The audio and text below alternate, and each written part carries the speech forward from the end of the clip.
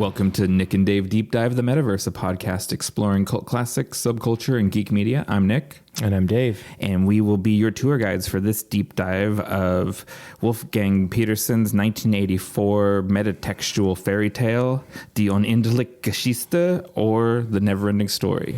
I was wondering if you were going to throw in the German. Oh, I've been practicing Geschichte the whole drive over here. Oh, man. Yeah, this one is really interesting because I always knew as a kid watching this on VHS. This is one of the few ones that we had. Mm-hmm. And I watched it over and over, and I always knew it felt different somehow.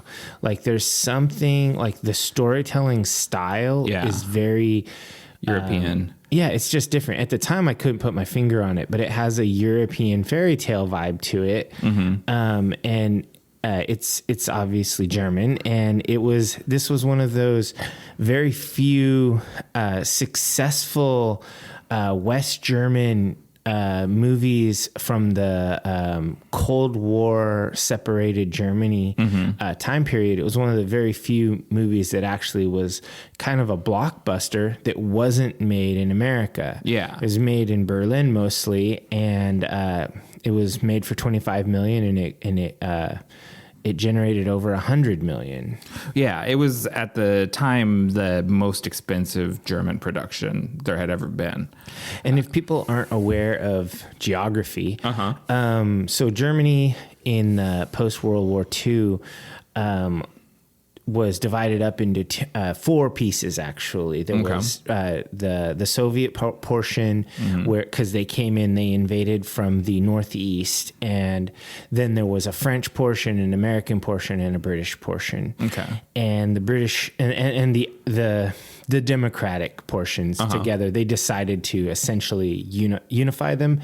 And then, of course, the communist side was Soviet, and they decided to, have that be a communist thing. But the reason geography comes into this is because Berlin is fully within East Germany. It's not like a border town. Yeah. So it was basically an island of capitalism, half of Berlin, in the middle of a country of communism, where you could go up on the roof of these West German Berlin like glitzy hotels and look down across a communist bloc squalor with brownout power, and it was just crazy demonstration of have and have nots with the U.S. Funding West Germany, but the Soviets not having the resources to fund East Germany because they themselves were recovering from devastation in the war. Right. So it was a really interesting. I say that interesting from an academic point of view. Yeah. Disparity in lifestyle. So having this $25 million fantasy fairy tale come out of there when you have people literally half a mile away, like dying from malnutrition. Yeah, that's just grim. It's dark. Yeah, and that there's sort of like almost like a class system that persists even in unified Germany, where the former Eastern Bloc parts of Germany are kind of underprivileged compared to the West. That persists. America has similar. I mean, this is everywhere. People who are rich try to stay rich, and they have to do that at the expense of others. And the people who are disadvantaged, the system's rigged against them continuously. And it has been. This is humanity, not just. So I only bring this up at the beginning of this fairy tale episode because it colors everything when you watch this. Yeah. This European sensibility and this old world fairy tale style. It's not like The Last Unicorn or other things that we've watched. Yeah. I mean, I don't think it's tonally very, very far off Labyrinth. That's probably closer, but you're right. The Last Unicorn is a decent comparison because it's a modern fairy tale as well. But tonally, it's very, very different than The Last Unicorn. I agree. I think Labyrinth is probably the best direct comparison, especially because it has, modern day person and then story, etc. It goes back and forth. Did you ever read the book? No, I did not.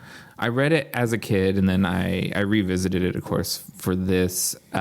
Shouts to the Fort Vancouver Regional Library for hooking up that audiobook when Audible didn't have it. Well, they had the German. They didn't have it in English. Damn, you didn't listen in German? What kind of a deep dive is this? Yeah. mein Deutsch, it's echt nein so good. I think for an American, I'm pretty good as far as like having a little bit of a lot of languages, but no, nine's so good. I wouldn't even give it a try. Yeah. So this movie is really, really interesting. And one of the things that I found to be, fun in rewatching this as an adult, because I've probably seen this movie 100 times. Oh, easily. As a kid, is watching it now as an adult. I remember so many of the lines and so many of the scenes, but also I had forgotten this is a movie with almost all child actors. All the principals, like all the leads are children. Yeah, and I don't like child actors. There's some good child acting in this, though. Yeah, it's way above what I would have normally. I don't know. It's no Macaulay Culkin overacting. No, yeah.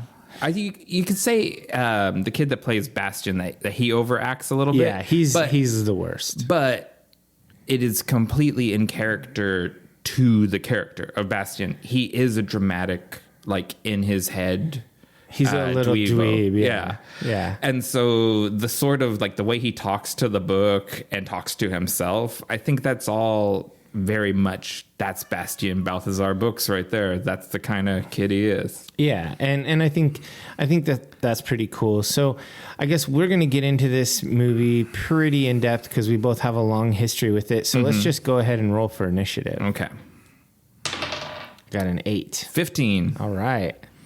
As always, I'm the obituator of the podcast, and so I want to R.I.P. Pamela Rook, aka Jordan. She is not someone that was in a band, but she is like a foundational punk rocker in the early British punk rock scene. She worked in Malcolm McLaren and Vivienne Westwood's shop. And if you've ever watched a documentary about punk rock or read any books about it, you've seen pictures of this girl. Okay.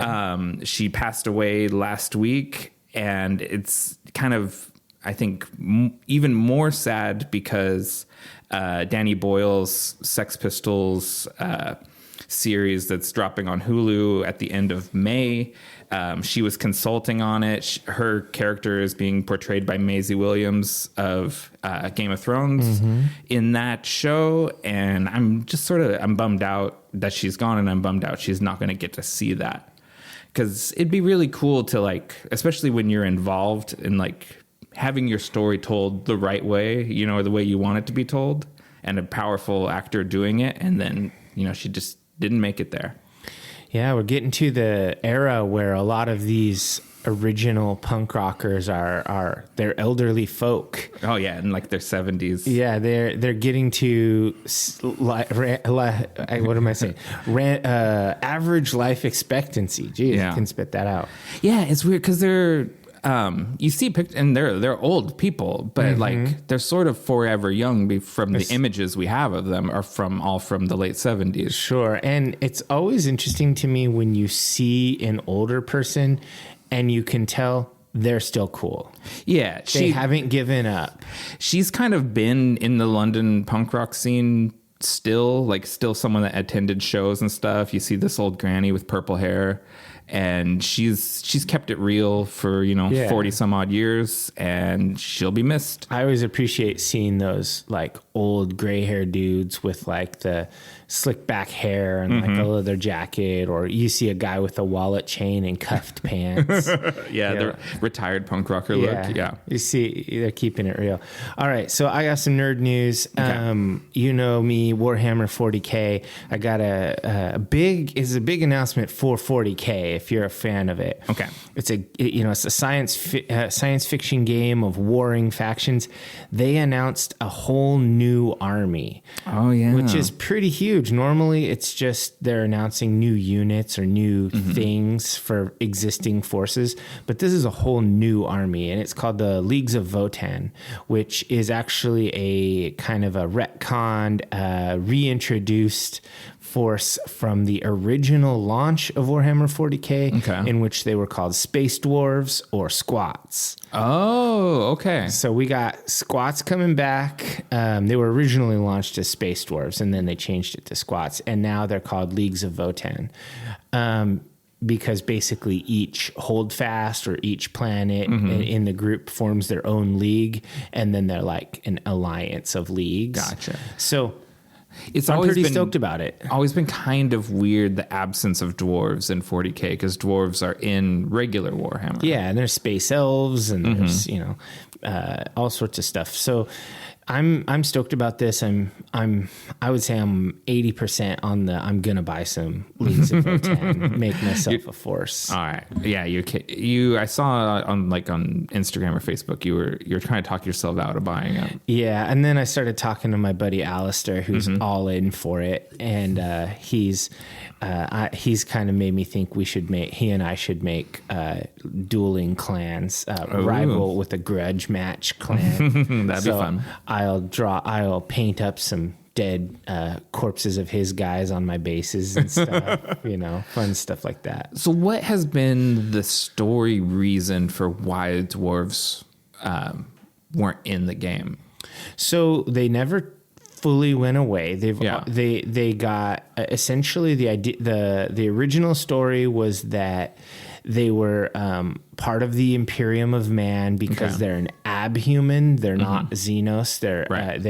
They evolved from humanity from high grav worlds where the stocky, strong stature just sort of evolved. Anyway, supposedly the places where they were got invaded by the Tyranids. Okay. And so they were mostly wiped out from the Tyranids. And there's always been a random squat model in like Necromunda or in various fiction, the Black Library written works. Yeah. You always have a random squat in there. The Necromunda is the team battle game, right? Yeah, you make yourself like a gang or a force of a small group of dudes, and you're fighting in the inner cities. It's kind of each character or each model in your gang is a character that levels up and is an individual, as opposed to Warhammer 40K where they're just guys in an army. Yeah, and it's more cyberpunky. Yeah, but it's set in Warhammer 40K. Right.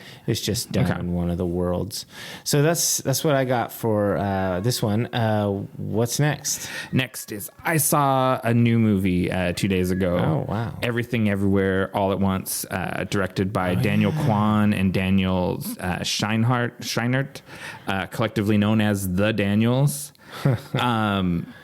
It's it's really hard to explain. It's a sci-fi comedy adventure. We talked about this when it was on the horizon. Yeah, we watched the trailer and discussed it. It's incredible. It is just a really, really beautiful, good movie. I spent the whole third act of the film sort of passive crying, where you have like misty eyes through the whole thing. It's very, it's like a weird cross between Rick and Morty and The Matrix in some ways. Oh, nice. In the way it handles the multiverse, and in The Matrix, the way it uses the multiverse to kind of give a roadmap to finding meaning in a meaningless world, or finding meaning in your life in a meaningless universe or multiverse. Really good movie. Big recommend. Okay. Yeah, I said I wanted to see this when I watched the trailer. Is it only in theaters? Right now, but everything gets to streaming pretty fast these days. Okay, so because I'm a no theater unless I have to. So I only have one more thing on my roll for initiative, but I think it's cool. All right. Blade Runner. We all love it. And they finally have licensed the IP to an RPG company, Free League Publishing. Free League Publishing is launching a Kickstarter to get this thing going, and then they'll just like all Kickstarters, especially ones with established IPs, this is really sort of a pre-sale mechanism and hype generator. So it's launching on May 3rd. But it's going to be a cool cyberpunk RPG set in the setting created by Philip K. Dick. It's the original. It's based off the original novel, but also all the movie stuff is in it and everything. So I'm stoked for it. I'm pretty sure I'm going to back it. Although I am a little bit, if I'm real with myself, I own 3 different cyberpunk role-playing game systems on my shelf, and I've played none of them because it's always D&D or something else. It's never cyberpunk. One of these days, got to play some cyberpunk. But I'm stoked about this. I will say I'm tired of Kickstarter being used as a pre-order mechanism, and then I have to wait 6 months to get it. And in the global supply chain, because they're invariably having it printed in China, it may be even longer than that. Yeah. I mean, when you get things is very unpredictable. I pre-ordered a record the other day. Do you know the band Oxygen Destroyer from Seattle? No. Okay. Pretty cool Black and Death thrash band. But anyways, I ordered their record, and it showed up way before it said it was going to get to me. And then I got an email like days later saying it has shipped, or that it just shipped. And I'm like, am I going to get another one? What's going on? Yeah, everything's all weird. I swear, I got a Kickstarter book, a book that I backed on Kickstarter. Like at the beginning of the pandemic. I got it last month, and I was like, seriously? It's cool, but it just took forever. Long. I mean, I'm just throwing this out there. I would pay, instead of $40, which is pretty standard for a hardback tabletop book on Kickstarter. Usually they're going to retail for $50, right? And you get it usually for $40 on Kickstarter. I would pay $60 on Kickstarter if they printed it in the USA. Oh, yeah. It's worth it to me to have, first of all, the reliability. Yeah. I think that stimulating the economy here is good. And there's a certain amount of, let's just skip this supply chain nonsense. Yeah, but there's some unavoidable supply chain nonsense. And one of the big things is how much of the manufacturing has shut down in America. Oh, sure. So in some cases, there is not modern printing presses available here, or the paper and all of the stuff that you need to print the book is already in China. So it's like But you can't tell me they can't get presses here. It's the same thing with like pressing vinyl. You can't tell me that you can't get them. Yeah, but it takes this upfront cost to build new or to retrofit old ones. We should make a vinyl printing place. You and I just go in on it. Let's take a loan. We'll start a Kickstarter. The equipment is out there, like this vintage equipment. We need a third person that's a gearhead that can understand. That can do it all? Yeah, well, it just knows how to fix things. Oh, we know Diver Chris. He can fix anything. Yeah, probably. It's not his area of expertise, but he likes a challenge. Dude. If it's a computer or a car or whatever, he can fix it. He could fix a record maker, whatever it's called. a record press. Yeah. It's not much different than a waffle iron. You're really not wrong. It is pretty close to a waffle iron. All right. So do you got any more? I got one more, just a little one. It got announced the other day that Kinshi Yonezu, who wrote the theme song to My Hero Academia Season 2, is doing the theme song for the upcoming Shin Ultraman, which it has a release date now. It's coming out on May 13th. In Japan. No international release date yet, and I Googled like a fiend trying to find an international release date, and just sort of like Shin Evangelion, we'll We'll get it when we get it. We're not the intended market anyway. No, Ano Sensei has said as much. He's like, I make movies for Japan. If other people like them, that's great. So yeah, he's an eccentric weirdo, and that's why I love his movies. So I will be probably pirating this before it gets an official release date. It could be said that we ourselves are eccentric weirdos. I think so. All right, so let's. What do we got for podcast fuel? Today's podcast fuel is multi-class Maibach. It is part of the Collabuary series of beers from 2022, and it's a collaboration between Brothers Cascadia and Lewitt, both of which are located, here in beautiful Vancouver, Washington. We are not currently in Vancouver, Washington. Nah. I mean, we also say we're in Portland. That's true. Yeah, so we're in the metro for sure. Yeah, we're fuzzy with the geography, but and it is a Maibach. It is 6.4 ABV.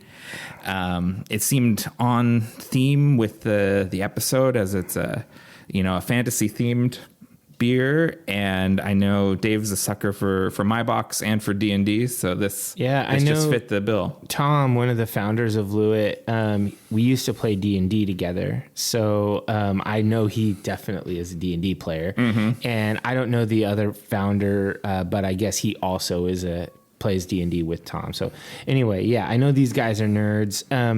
This is good. I love Maibachs. This is a good Maibach. It's not bitter. Sometimes they get a little overboard on that. And the art is really cool. It's got this mouse who has kind of a Pictish war paint on. He's casting a spell with one hand and wielding a sword with the other. He's kind of channeling lightning through his sword at this giant owl that's swooping on him. I think it's a regular size owl. Yeah, that's true. He is a regular sized mouse, and there's a regular sized owl.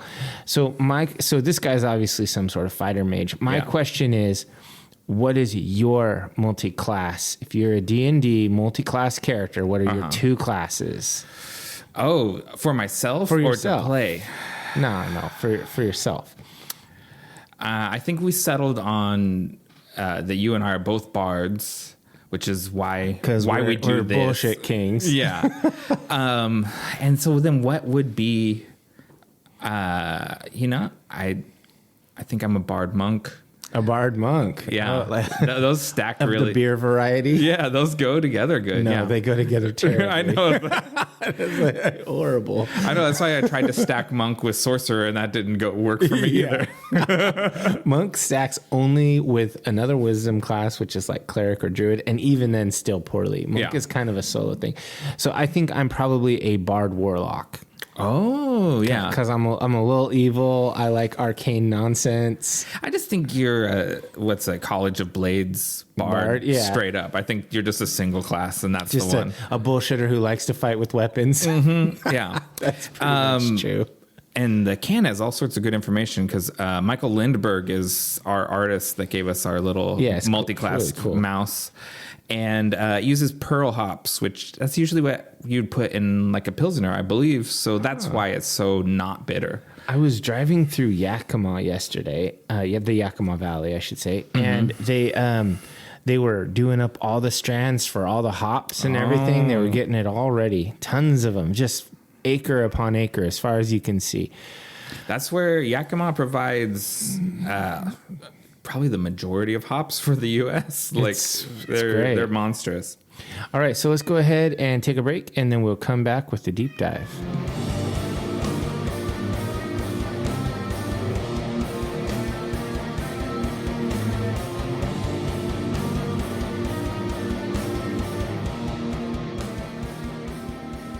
All right, divers, welcome back. Let's dive into the Neverending Story, 1984, Wolfgang Petersen.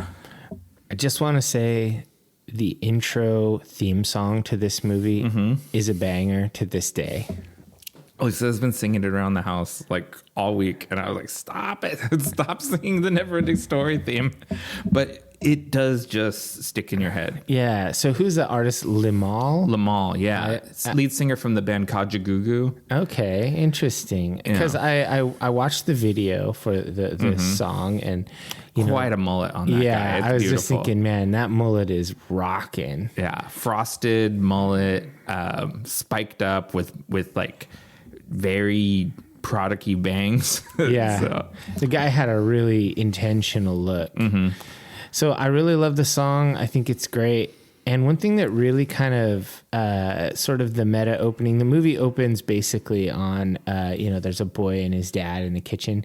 It kind of reminds me of how The Princess Bride opens with the boy and his grandpa and whatnot. And all Similar framing device. Yeah. I think, we talked about Labyrinth. I think The Princess Bride probably remains the pinnacle of the modern fairy tale. You think so? Yeah, I do kind of. Why haven't we ever done that movie? I don't know. Because I'm always reluctant to do these children's movies with you because you savage them and harm people's memories. I just destroy them. That's true. And so it's like, ooh, let's take a beloved classic and have Dave take a dump on it. That sounds perfect. I'm down. So let's rebrand the podcast. Nick and Dave, take a dump on your favorite things. That's or got a legs. Dump on your childhood. Yeah, take a dump on your childhood. Okay, so yes, so we're at the Books household. Bastian and his dad, and it's a little on the nose. The last name is Bux. Yeah, whatever. And Bastian, it's interesting. These guys are ostensibly Americans. Very clearly not an American kid's name. Yeah, Bastian Balthazar Books. I don't think that's culturally anywhere. No, that's a fairy tale name. Yeah. Triple alliterative. And dad is like a lame yuppie guy. He's a widower. He's looks like he works in finance or something. It goes deeper in the book. So he is actually a dental technician. What? And he's wearing a full-on suit? He's not wearing scrubs? Yeah. Dental techs they don't wear suits. They do not wear suits. They actually just wear street clothes in general. But, this is the 80s. It's still a mostly unionized job. And I think, he looks like he's a supervisor of dental technicians. Okay. Maybe. Yeah, but he's characterized much differently in the book than he is here. Because here he's very much wanting Bastian to move on, and in the book he's much more depressed also. Oh, okay. And that's a big part of it because he's just completely absent. You got to keep your feet on the ground. Yeah, he's not coping well. No, and he's not parenting well. Excuse me. Yeah, I think it is kind of interesting, and it kind of they kind of talk about, they have this interaction where dad talks about how the math teacher called him and how he's doing poorly and how he was drawing horses, and he's quick to say they're unicorns. Yeah, actually. Yeah. And basically he's this outcast bibliophile of a child. He's not a realistic person. Bastian? You don't think so? No. I was an outcast bibliophile and I wasn't like this kid at all. I don't know, man. Like, something about Bastian rings very true to me. Is it just because he wore glasses? He doesn't wear glasses. No, you're right. No, what is it about him that rings true? I don't know. I was a lot like this kid. He rings very fake to me. Oh, no. I was a lot like this. No fight in him at all. He's just complete weak sauce. Yeah, I don't want to hang my hat on that one, but I've never been thrown in a dumpster and then when I got out, been told to go back into the dumpster. I have done some garbage can throwing in my day. Yeah. Never been the one in it though. At that age, I definitely lost a lot of fights, but I like to feel I was a participant. Yeah, it was a 50-50 exchange, or 60-40 exchange. Yeah. Yeah. Okay. So basically, Bastian's math teacher is a snitch and talks a bunch of shit to his dad. And then he's like, "Yeah, I'll make it to school on time today." Yeah. No. Spoiler alert: he will not. You know what? I don't want to brush over this because it seems like real psychopath behavior. Bastian's dad puts a raw egg into a blender full of orange juice and then chugs that while But that was 80s. That was huge. Like raw eggs that was the thing. Yeah, I know. It's in Rocky too. He drinks raw eggs. You want to get like E. coli. But there's something about chugging a raw egg while you're telling your son who's mourning the loss of his mother, your wife, to get his shit together and go to school. It just makes you seem like a sociopath. I think if I was his dad, I probably would be like, it would be more like, I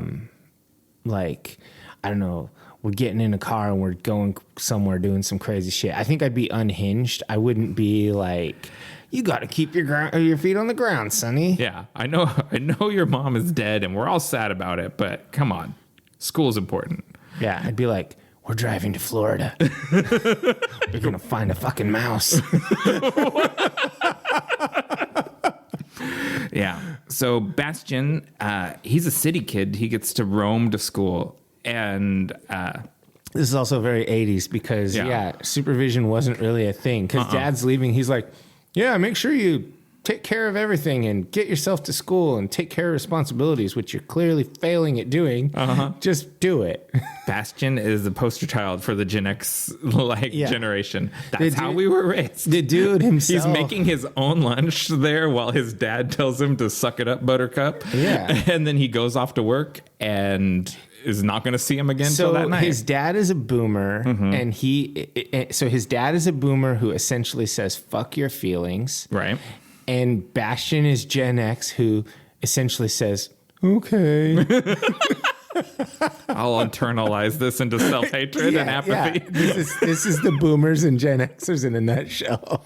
It is. You know, the weird thing, because Bastian gets bullied as he's walking to school. And the very weird thing to me about this is I was always, as a country kid, very envious of this lifestyle. Of being able to walk to school. Being able to walk through the city, which was remains one of my favorite things, even when the city is terrible. Yeah, city's not worth walking through right now. It's not worth walking through then for him in pre-gentrified Gastown, Vancouver, which, he gets chased into a place that's called Blood Alley to this day. And so did you notice the cameo there on the first scene where they're walking through the? No, I didn't. Emilio Estevez is a cameo walking down the street. Yeah, just happened to be in Vancouver or what? Yeah, I don't know, but he's walking and he turns and looks over his shoulder at the kids, and then he turns and keeps on walking. But yeah, he's definitely in it. I thought that to myself. I was like, is Emilio Estevez in this movie? I don't remember that. And then I Googled it, and yeah, this would be right around Repo Man, either just before or just after. Yeah, I just thought it was cool. Wild. Okay. So the bullies chase Bastian. They throw him in a dumpster. And then when he gets out and comes out, they're still on the street. And they're like, did we tell you can get out? Yeah, poor Bastian. And so he runs again and gets chased again. This time he dips into a bookstore. Yeah, good old Carl Conrad Coriander. Yeah, another fake ass name. Another triple alliterative name.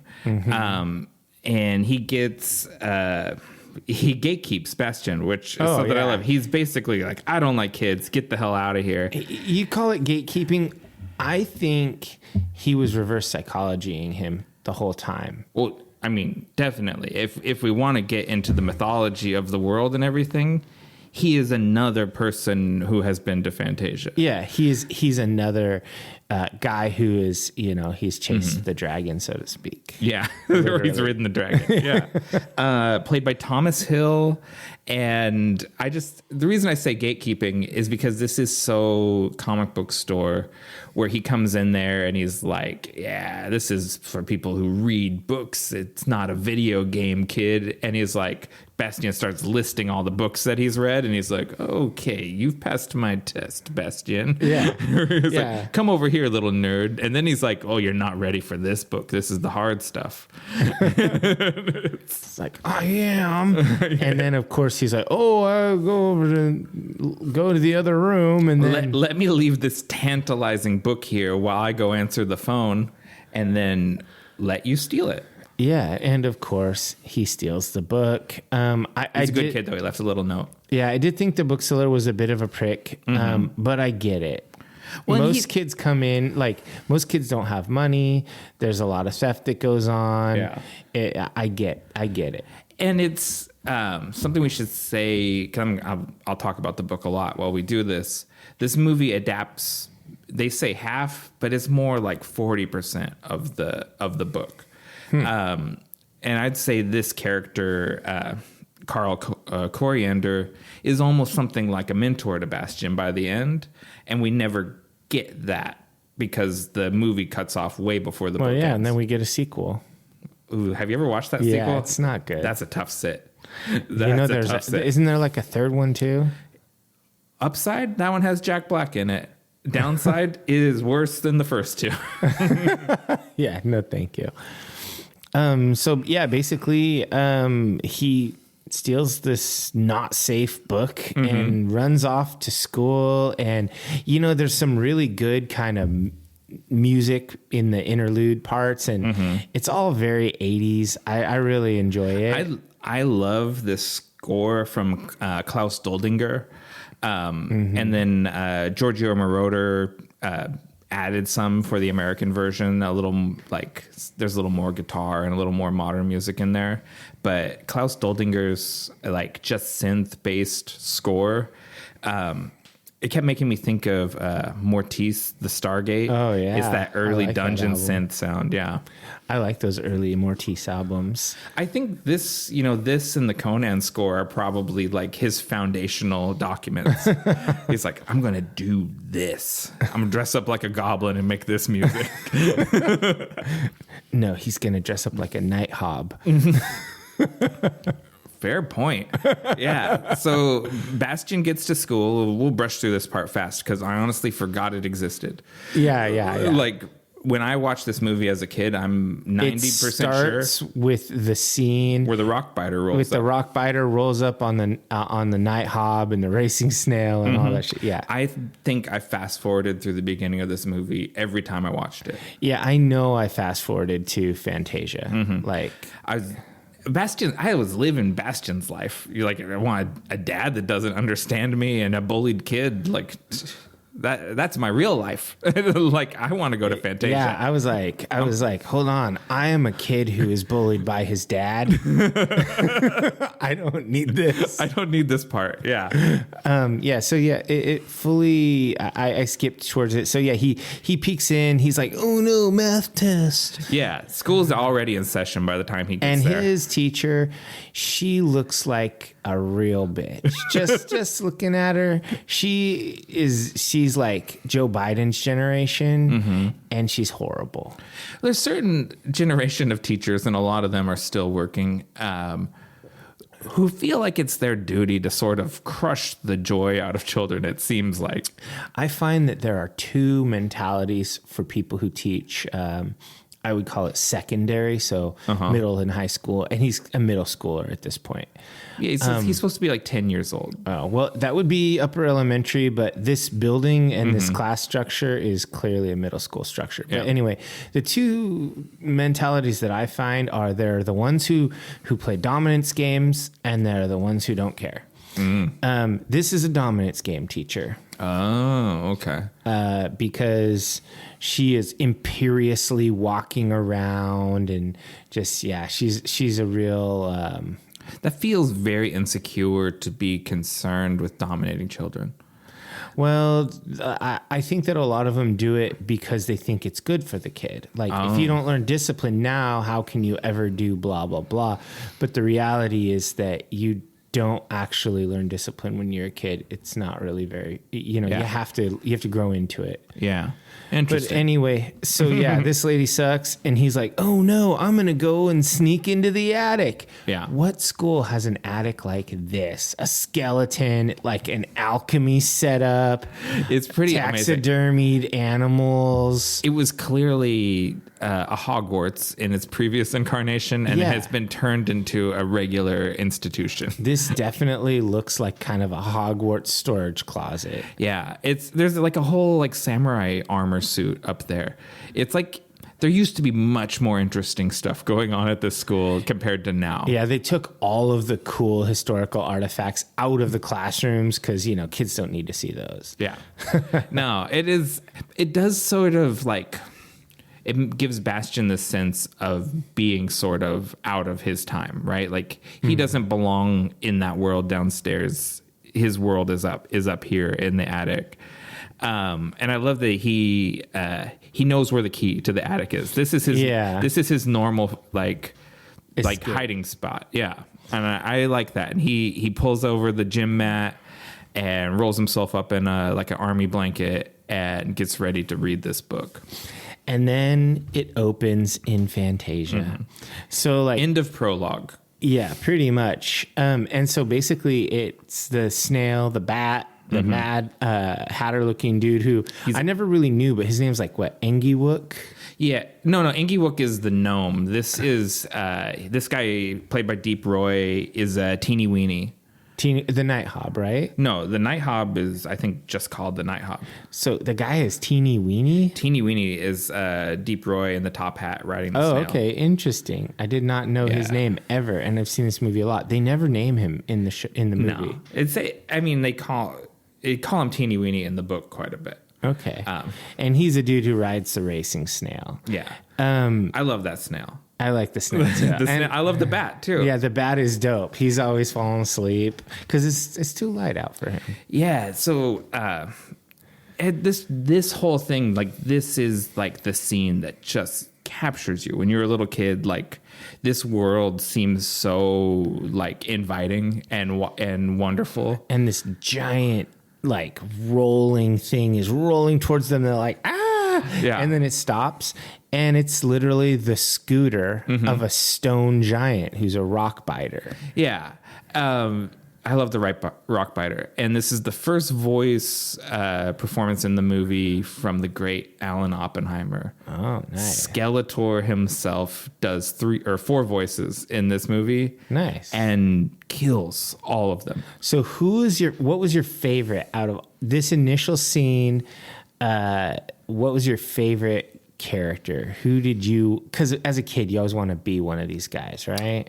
I mean, the one that I always just said the lines is the rock biter. He has all the best lines. I figured you would want to be I love that bat the rock too. Biter. I was the Night Hob. Yeah. As a kid, that was my shit. Yeah, he's so good. And it really doesn't matter. The actor Thilo Bruckner, a German actor, doesn't speak any English. It's all dubbed. Nice. But he's just sort of this great little goblin guy that rides a bat. Yeah. And everyone is very well characterized. The teeny weeny, he's a Victorian gentleman. He's a dapper little gnomish dude or whatever who has a fancy ass snail that he rides. Yeah, and the rock biter rolls up on a bicycle made of rock and eats rock.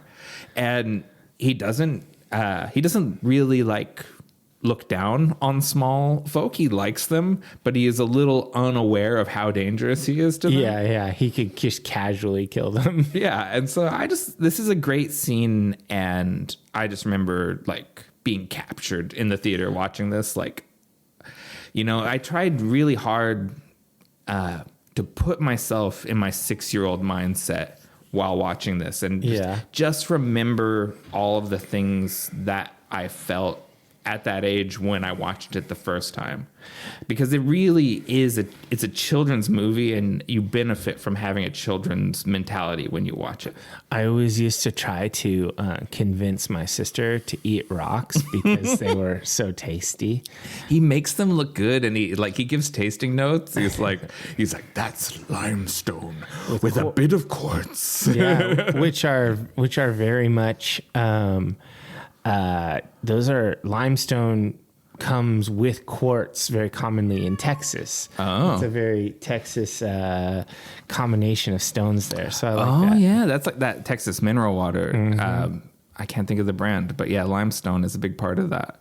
Yeah, it's big. So anyways, our three guys, they are emissaries from their individual native lands, and they are all questing to go to the ivory tower to kind of beseech the childlike empress, because there's this thing called the nothing. The nothing. Yeah. Which, to me, the nothing as a kid was scarier than, like an actual villain with a face. To me, this is scary. It is scarier, like, because the rockbiter gives this monologue, and it's almost straight from the book. He's not the character that says it in the book, but the dialogue comes from the book about how near his village there was a lake, and then one day it was gone. There's and they're no like, lake. It dried up, and it's like, no, it was gone. Just like, it was just a hole. It's like, no, a hole would be something.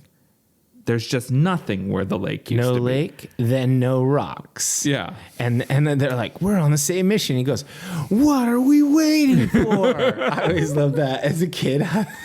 It's like, it's so like juvenile. It is. It's very child logic. And it's something that as an adult, you're like, well, they're probably waiting for light, I'm assuming. I was singing as a kid, like, because I did not see this when it first came out. I had it on VHS like a few years after. Yeah. And I had already started tinkering around with D&D. I was like, oh, wow. This is a D&D party. Yeah. There are 3 characters and they each have their own mount. Mm-hmm. And I was like, I always just thought of it as this is just a small adventuring group. I mean, so what are this? The Rockbiter is a stone giant. You already said that. And he's the obvious one. And some kind of goblin and some kind of gnome. I mean, that's sort of what I was thinking as a kid. And they just were adventurers who were running to get help because the nothing was going to kill their land. Yeah. I like how fast the racing snail is, but the bat is cooler because flying, you know. But it's all great. This is all great. And the children's music, stuff. The synth, it's all so good. It's all great. They get to the ivory tower. At least the night hob gets there because he's flying. Yeah, it's such an impressive looking thing when he flies up and you get your first view of the ivory tower. I was just like, wow, that thing looks cool. Even so long after this movie was new. Yeah, and I was not to give a spoiler to my what worked for you, but shout out production designer Rolf Zehetbauer,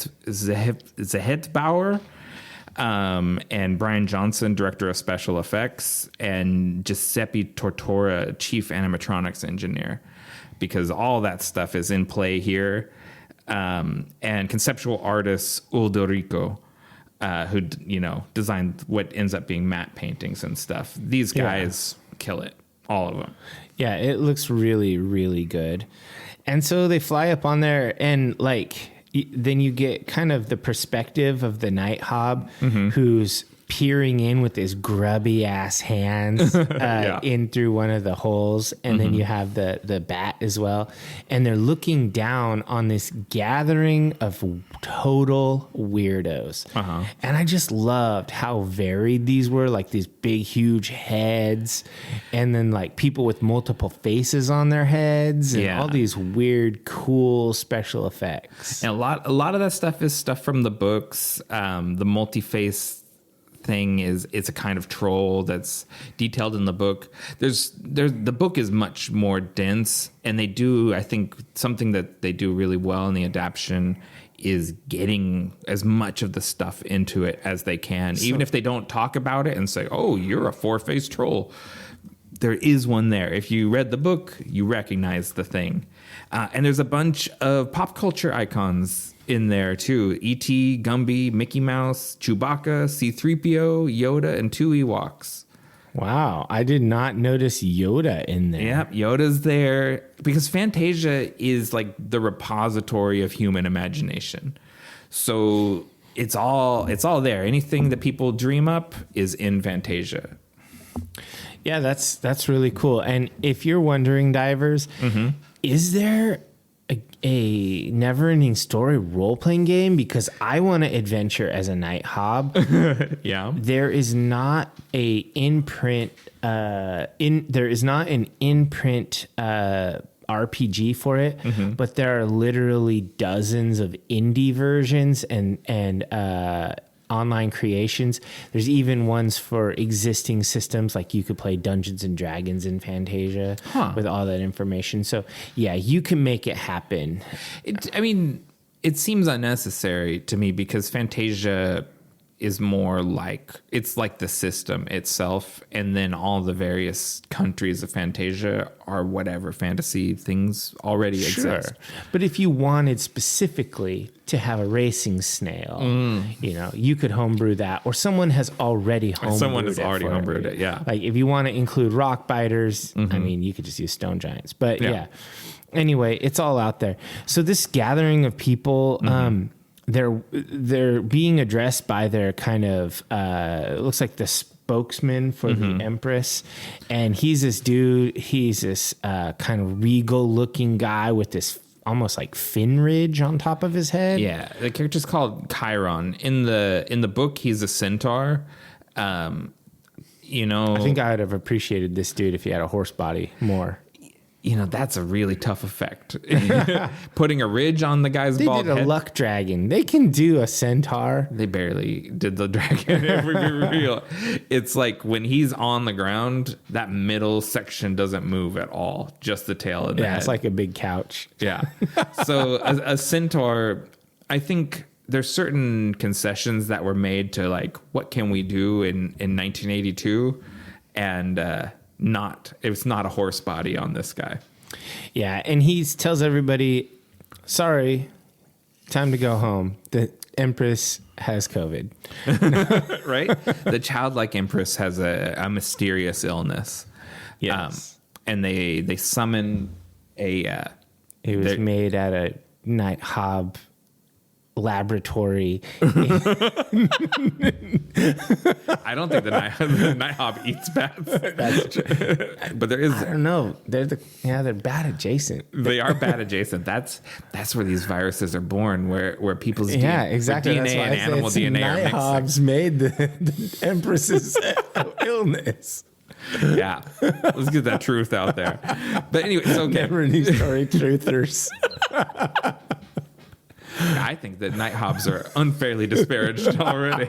It's a form of racism. Oh, there's some racism about to happen in this movie. You read the book. It's of its time. That's true. We'll say it's of its time. So they're waiting. They've summoned a great warrior who's going to go on a quest, and he's from the plains people that hunt the purple buffalo, right? And they have among them a great warrior named Atreyu, and so they've summoned him.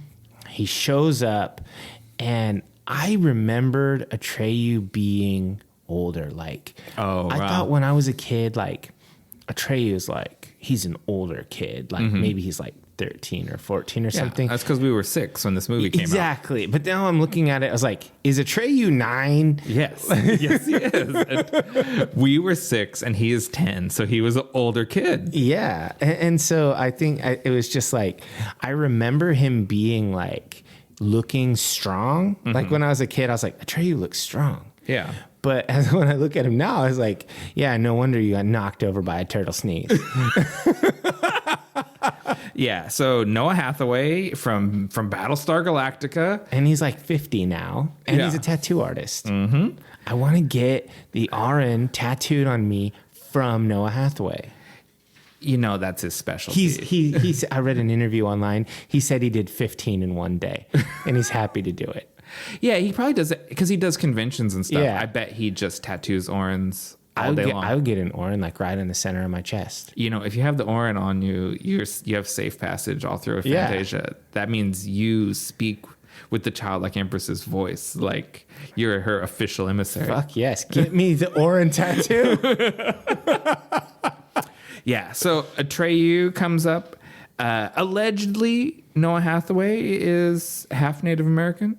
That's what I read. I looked online and I could find nothing saying no. That's what Wolfgang Petersen said, is that he was half Native American. Okay. He's olive tone. I mean, it's plausible. He looks like it, but you can't go off looks. That's not how you do it. There's no paper bag test here. Mm-hmm. Well, for the sake of wanting to look favorably on this childhood classic, we'll say this is not appropriation, it's representation, hopefully. We'll say that their intention was representation by choosing a Native American actor. Yeah. In the book, they have green skin and blue hair. That would have been dope. Yeah, but why didn't they do it? There's a lot of stuff. I mean, that would... Green skin's not that hard. No. I mean, if you watch the old Incredible Hulk show, that green paint's rubbing off all the time. That's true. And they do a lot of stuff where he's in the water and everything. It would be highly impractical to paint him up. And this, I mean, well, I'm sure we'll get into it as we go through this. This kid suffered for this movie. Yeah, he did. He did all of his own stunts at the director's insistence. He in the pre-training before, because he didn't know how to ride a horse. He did an intensive horseback riding training session. Broke his back. Was in traction for a period of time. He injured, and they didn't recast him. No, man, he wanted it bad. Why didn't they just cast like a little cowboy kid? Because he has the look. Okay. He went through a long... He is a handsome feller. Yeah, he's the leading man of little kids. You know, like it's a very particular thing.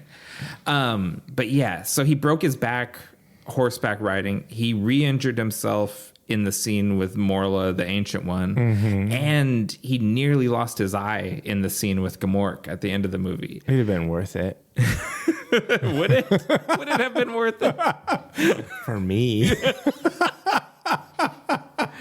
I mean, I love this movie, so probably it would have been worth it to me too. He's like, and poor Noah Hathaway died during the making of. He died, but we love the movie in his honor. Hey, that's why we love Brandon Lee. He died for our entertainment too. He died for a 5-star movie. In your opinion. You're a monster. Brandon Lee's sacrifice was for 4 stars. When you put it like that, it does make me sound pretty bad. Anyway, Chiron the Not Centaur is he is incredulous when he's like, a boy? Yeah, he's like, we want to Atreyu the man. Yeah, it's, you know, I think it's an understandable reaction when he finds out. This is when you feel like your management's making bad decisions. Yeah. The childlike empress told him Atreyu is going to do it. And he's like, all right, yeah, Atreyu. He's probably a mighty warrior. And then he's a kid. And he's like, oh. It's like, child empress picks a child warrior? Stupid. And so Atreyu's like, all right, I'll just go back to hunting the purple buffalo. And they're like, wait, we'll at least send you out to your death because we said we would. Yeah. We have no plan B. Yeah. So it's you. Give me your bow because you have to go unarmed. Yeah, you're not allowed to take the weapons or any other gear. All you can have is this amulet. And that's another thing it's detailed more in the book. When you carry the Orin, because the childlike empress is the empress of all of Fantasia, and she can't have favorites between good and evil. Everything is equal to her. If you're bearing the Orin, you can't have any weapons because you have to be this sort of... I'm going to have you guys in the D&D game that I'm running visit Fantasia. I'm pretty familiar with it. Yeah, but if you have the Orin, you can't be partisan, right? Like you have to be neutral. Should we talk about what the Orin is? We've said it a bunch. It's like it's an amulet of interlocking snakes. Yeah, everyone's seen it. Yeah, if you're listening to this, you've seen it. It's otherwise go Google it. Auryn. It does help to spell it because it's not. it's not intuitive. It'd be like Orin. No, yeah. Auryn. The Michael Ende being German, there's a lot of allusions to Norse mythology. Because I think not like straight ports, but like things that are evocative of it. Because I think the Orin is very Jormungandr.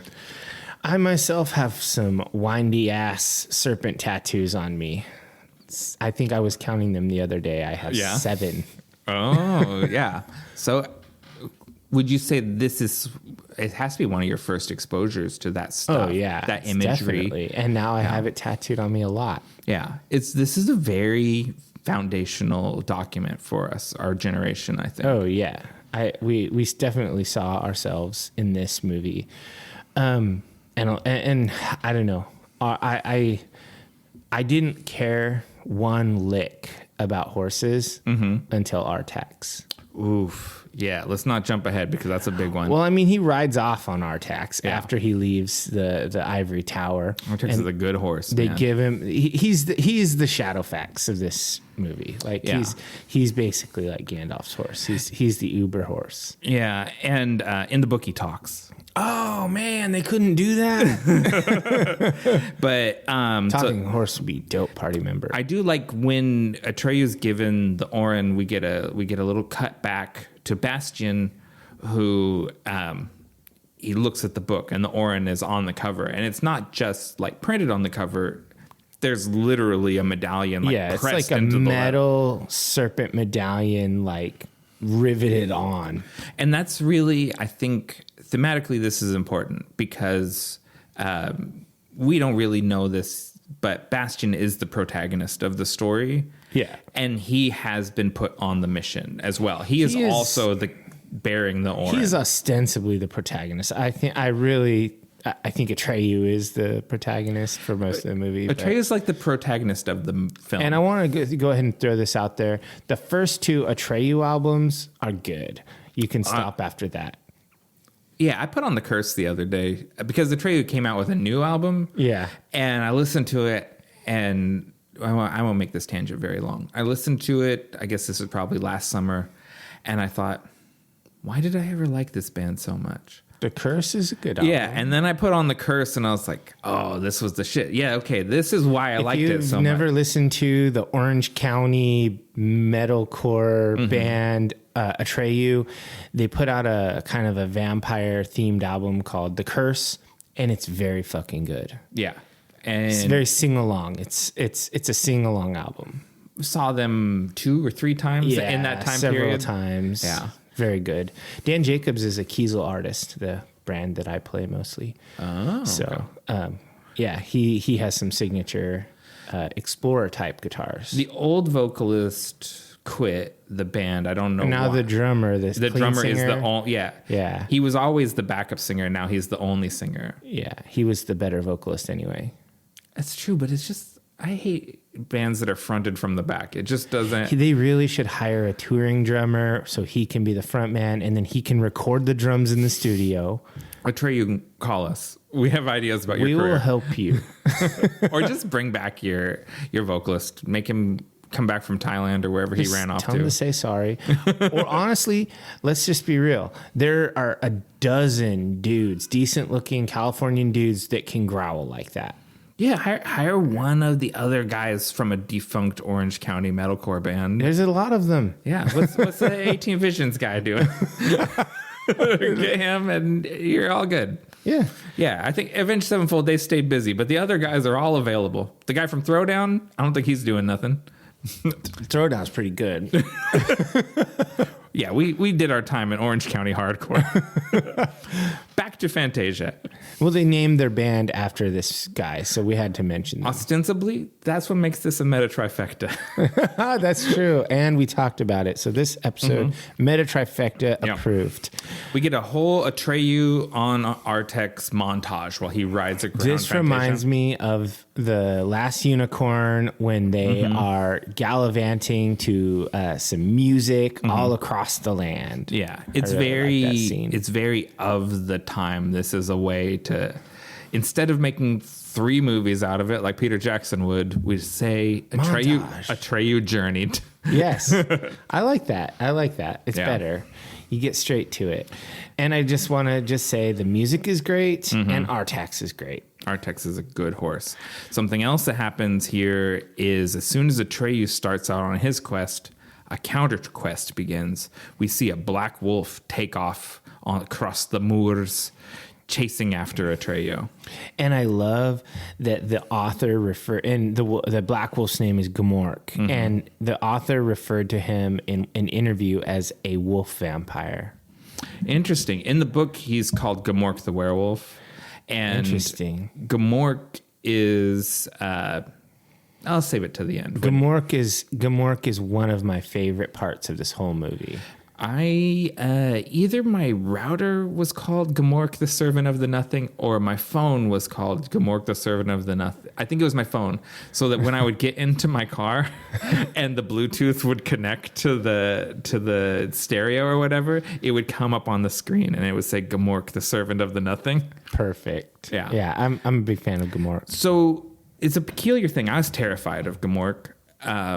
And it's a weird thing in my family. Kind of all of the children have been afraid of wolves. Huh. I don't know where it comes from, but anyone in my family, when we were little kids, the big bad wolf is a very scary thing. And Gamork is like the ultimate big bad wolf. I was a lover of Gamork as a kid. I would prowl around. I love him too, though. Like it's that thing. Like it's a very primal trigger, and it's exciting and it's like Gollum. It's the exact same thing. I was scared to death of Gollum. I was scared to death of Gamork, but I also love Gamork. So basically, Atreyu's riding. Gamork sets out, and Atreyu's quest directs him to go and seek out Morla, the Ancient One, in the Swamps of Sadness. Yeah, she lives in Shell Mountain. And the Swamps of Sadness are just so grim. It's so gross. It's like it's just dark and muck everywhere. This shit is horrible, right? Like they're trudging through the muck. This was an arduous shoot. Like I can imagine this poor 10-year-old kid who's out in just like buckskins, actually just buckskins pants and a loose vest, so almost undressed, trudging around in this wet muck stuff, dragging a horse that definitely doesn't want to be there. It took 7 weeks to train the horses just to deal with this shit, because 7 weeks, because horses want to get away from danger. And so the whole, like, go be up to your neck in slime, horses don't mess with that. No, the horse looks legit distressed. Yeah, this is horrible. And the Swamps of Sadness basically feed on your despair or whatever and drag you down. Mm-hmm. And Atreyu's wearing the Orin, so he's protected. Yeah, he's not sad. But he's sad, but nothing can harm him, right? Yeah. So poor Artax doesn't have the Orin. And so he's getting sadder and sadder and sadder until finally he just stops walking forward. And as soon as he stops walking forward, he starts sinking into the muck. Dude. This was a real tear rolling when I was a kid. Oh, yeah. When Artax sinks into the swamp and Atreyu's trying to pull him out, and he's saying anything he can think of to say and trying to pull him, and he just won't go, and Artax gives up and dies. Atreyu goes through like all the stages of grief all at once, like denial and anger. Like he goes through the whole... You stupid horse. Oh, it hurts. I could not believe this was happening when I was 6 years old watching this. You did not kill the horse. I was just like, I can remember like looking over at my dad at the movie theater, like, what? like, like, what is happening? And my dad's like, it's like, horses die. I mean, I don't know. Grow up, kid. Can't keep your feet on the ground. Right? It was very like that. I don't know, just like, oh my God. Oh, and the wolf is coming. Like, it's like, this is a snuff film. What? Would it be great? Gamork jumps out of the swamp and just chomps boy Atreyu into, just mangles him there, and then you see the big Morla's like, oh shit. And that's the end of the movie. She wouldn't care. She's very apathetic. She'd be like, back into the swamp. Yeah. No, so Atreyu, he's struggling. Gamork is on his ass, and then luckily when our all hope is lost moment. Yeah. There's a couple of all hope is lost moments in this movie. Yeah, it's a little bumpy hero's journey. It doesn't quite sync up with, because there's two parallel heroes' journeys. Anyways, we see serpentining through the sky. We see our luck dragon Falkor. He comes in and grabs Atreyu at the very last second before Gamork gets him. Yes. And does he grab him before he finds Morla? I can't even remember. Oh, no. You know what? So, I jumped ahead. Yeah, so basically Artax dies, and then he trudges ahead, and he goes, Shell Mountain! And he runs over to it, and the Shell Mountain is actually the dome of a gigantic swamp turtle. Yeah. Who is Morla the Ancient One. Yeah. And she sucks. I did not like Morla as a kid. We don't even care whether we care or not. Morla represents adult apathy, right? Like the sort of death of childlike wonder and the death of caring. Morla represents Bastion's dad, really, like where she can't be bothered to even care if the world ends. I feel like that's pretty accurate for a lot of boomers. And, because they can't even care that they're destroying the world with their economic policies and environmental apathy. There's really good social commentary in this story. It's very smart. Like it's well written. Anyways, do you want to respond, or do you want me to keep riffing? No, I mean, that's fine. I think Morla basically just tells him nothing, really. She's like, I don't know, and I don't care if I know, and I don't care if nothing comes, but you could go to the Southern Oracle, which is 10,000 miles distant. She sneezes, knocks poor Atreyu down, and this is where the kid gets hurt. Yeah. And being thrown to the side into this muck a few times. And that's when the luck dragon comes. Right. Oh, actually, that's not even when the luck dragon comes, because then we cut back to the real world. The bell rings for Bastion. School's out.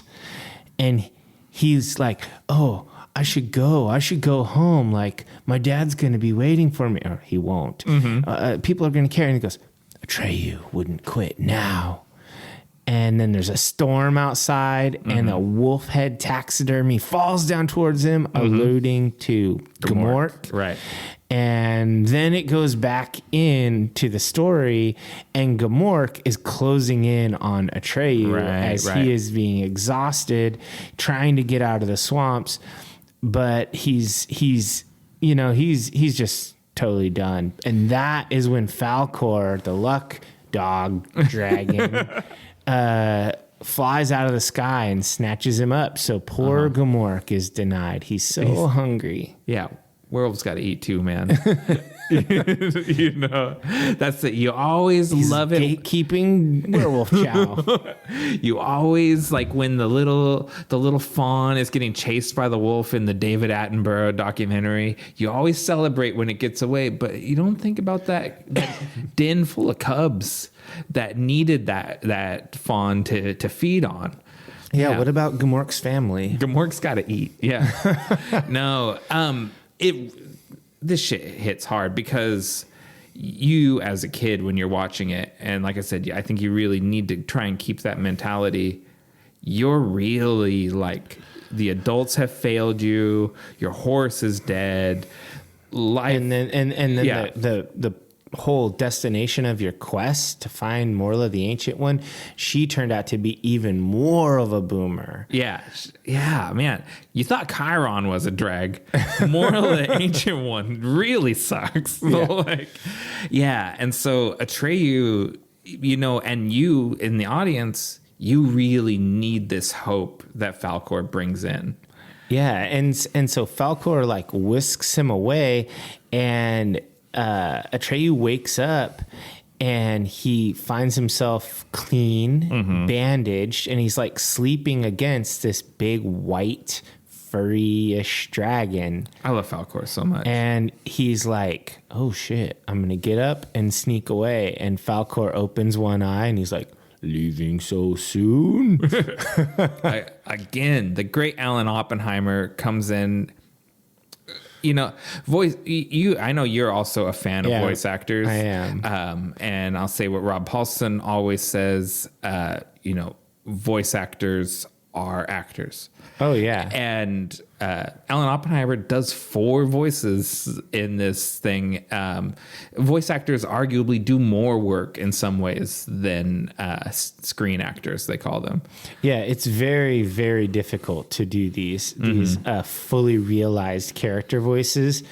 And there's this little, back and forth between Atreyu and Falkor, and he's like, "Are you going to eat me?" He's no, "I like children." And Falkor's a little, he's kind of a little cheesily, happy-go-lucky good guy. He's a dudist. Yeah, he abides. The Falkor abides. Falkor abides, yeah, for sure. And I had an episode title already, but that's better. Falkor abides. Yeah, I think so.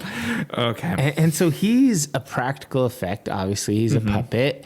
And mostly there's people controlling his head and his eyes. But the body doesn't really move much at all. Not at all, yeah. It's pretty The paws don't move. The whole middle section is just stationary. That puppet is currently in a museum in Germany. I know. I found that out too. I kind of want to go see it. I will ride it. I'll tell you now. Can you sit on it? Yep. As part of the tour, man. Dude, we should do this as a thing for the podcast. I realize taking a trip to Germany for the podcast is a bit aggressive. I think it's taking a trip to Germany for our own edification and enrichment, and we can do podcast material while we're there. I don't. We haven't done international travel together. We've done. We should make this happen. Oh, you like cruises. If we did a Rhineland cruise, yeah, German river cruise, that sort of thing, like that could get me interested in cruising. I've never thought of doing an international cruise. One of the reasons I like them in America is because it's just so easy and it's cheap. But flying to Germany, we'll see. We'll figure it out. Let's put that on the agenda. Yeah. So basically, he scratches behind Falkor's ear, and he's kind of like a dog. And Falkor's adorable.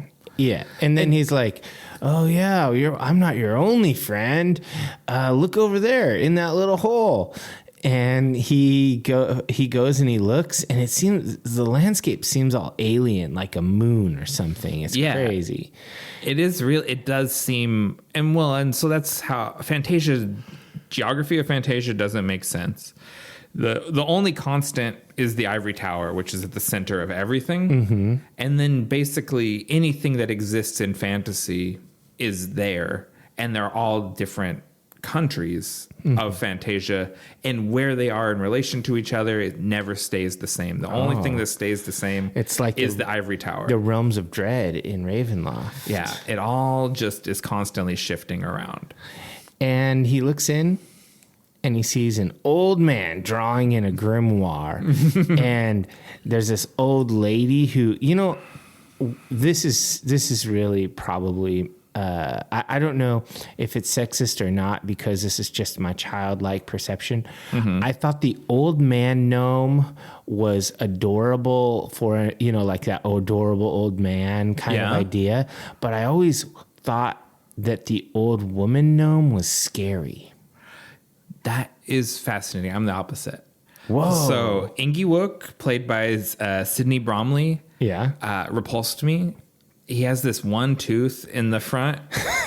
And I always got a laugh out of the one tooth. No, I would much prefer Patricia Hayes, who's playing Urgel, the wife of Ingi Wook. And she has like sort of buck teeth like a mouse. Like she looks like one of the Littles, if you remember that cartoon. And I imprinted on Urgel way more than Ingi Wook. Ingi Wook I was scared of. And, I guess it comes childhood stuff. my mother was gone. My dad was there in the theater with me. I have men in my life. I was looking for a mother figure. Oh, interesting. Yeah, I live with my mom, and I was looking. Yeah. I guess that's really weird, but like I love the dialogue. It's just so funny. It's like, get out of my light, wench! You're disturbing my scientific work. I always just got a laugh out of that, and then I love that she's making a potion, and she like. She ends up telling Atreyu, they notice Atreyu and they're talking to him, and she gives him a potion to drink. And I love how she lists the names of the things in the potion. And my favorite ingredient has always been scales from a rancid sea serpent. I always thought that would make like a great grindcore album name. Scales from a rancid sea serpent. That could be a song title for Oxygen Destroyer for sure. That's totally their vibe. Yeah, I love that one. And then they decide, like, they're talking about the oracle, and then they're like, to the wench. I would have swore that came from The Princess Bride, because I've said that so many times. Sorry, Lisa, that I've said that too many, many times. I used to say that to my little sister constantly when I was a kid. And I don't know. This movie was ridiculously quotable for me. Oh yeah, it's all great. And God, I didn't get it in my notes, but they call themselves, or Ingewook calls them the nomadics or something like that, because they're both gnome scientists. And like he says, like, maybe you've heard of me. I'm Ingewook, and Atreyu's like, no, never heard of you. He goes, well, you don't run in scientific circles. Yeah, yeah, because she's a doctor and he's like a archaeologist basically, and so they're both serious scientific gnomes. And I like when science and fantasy kind of run into each other. It's always a fun mix. I love sci-fantasy, if you will.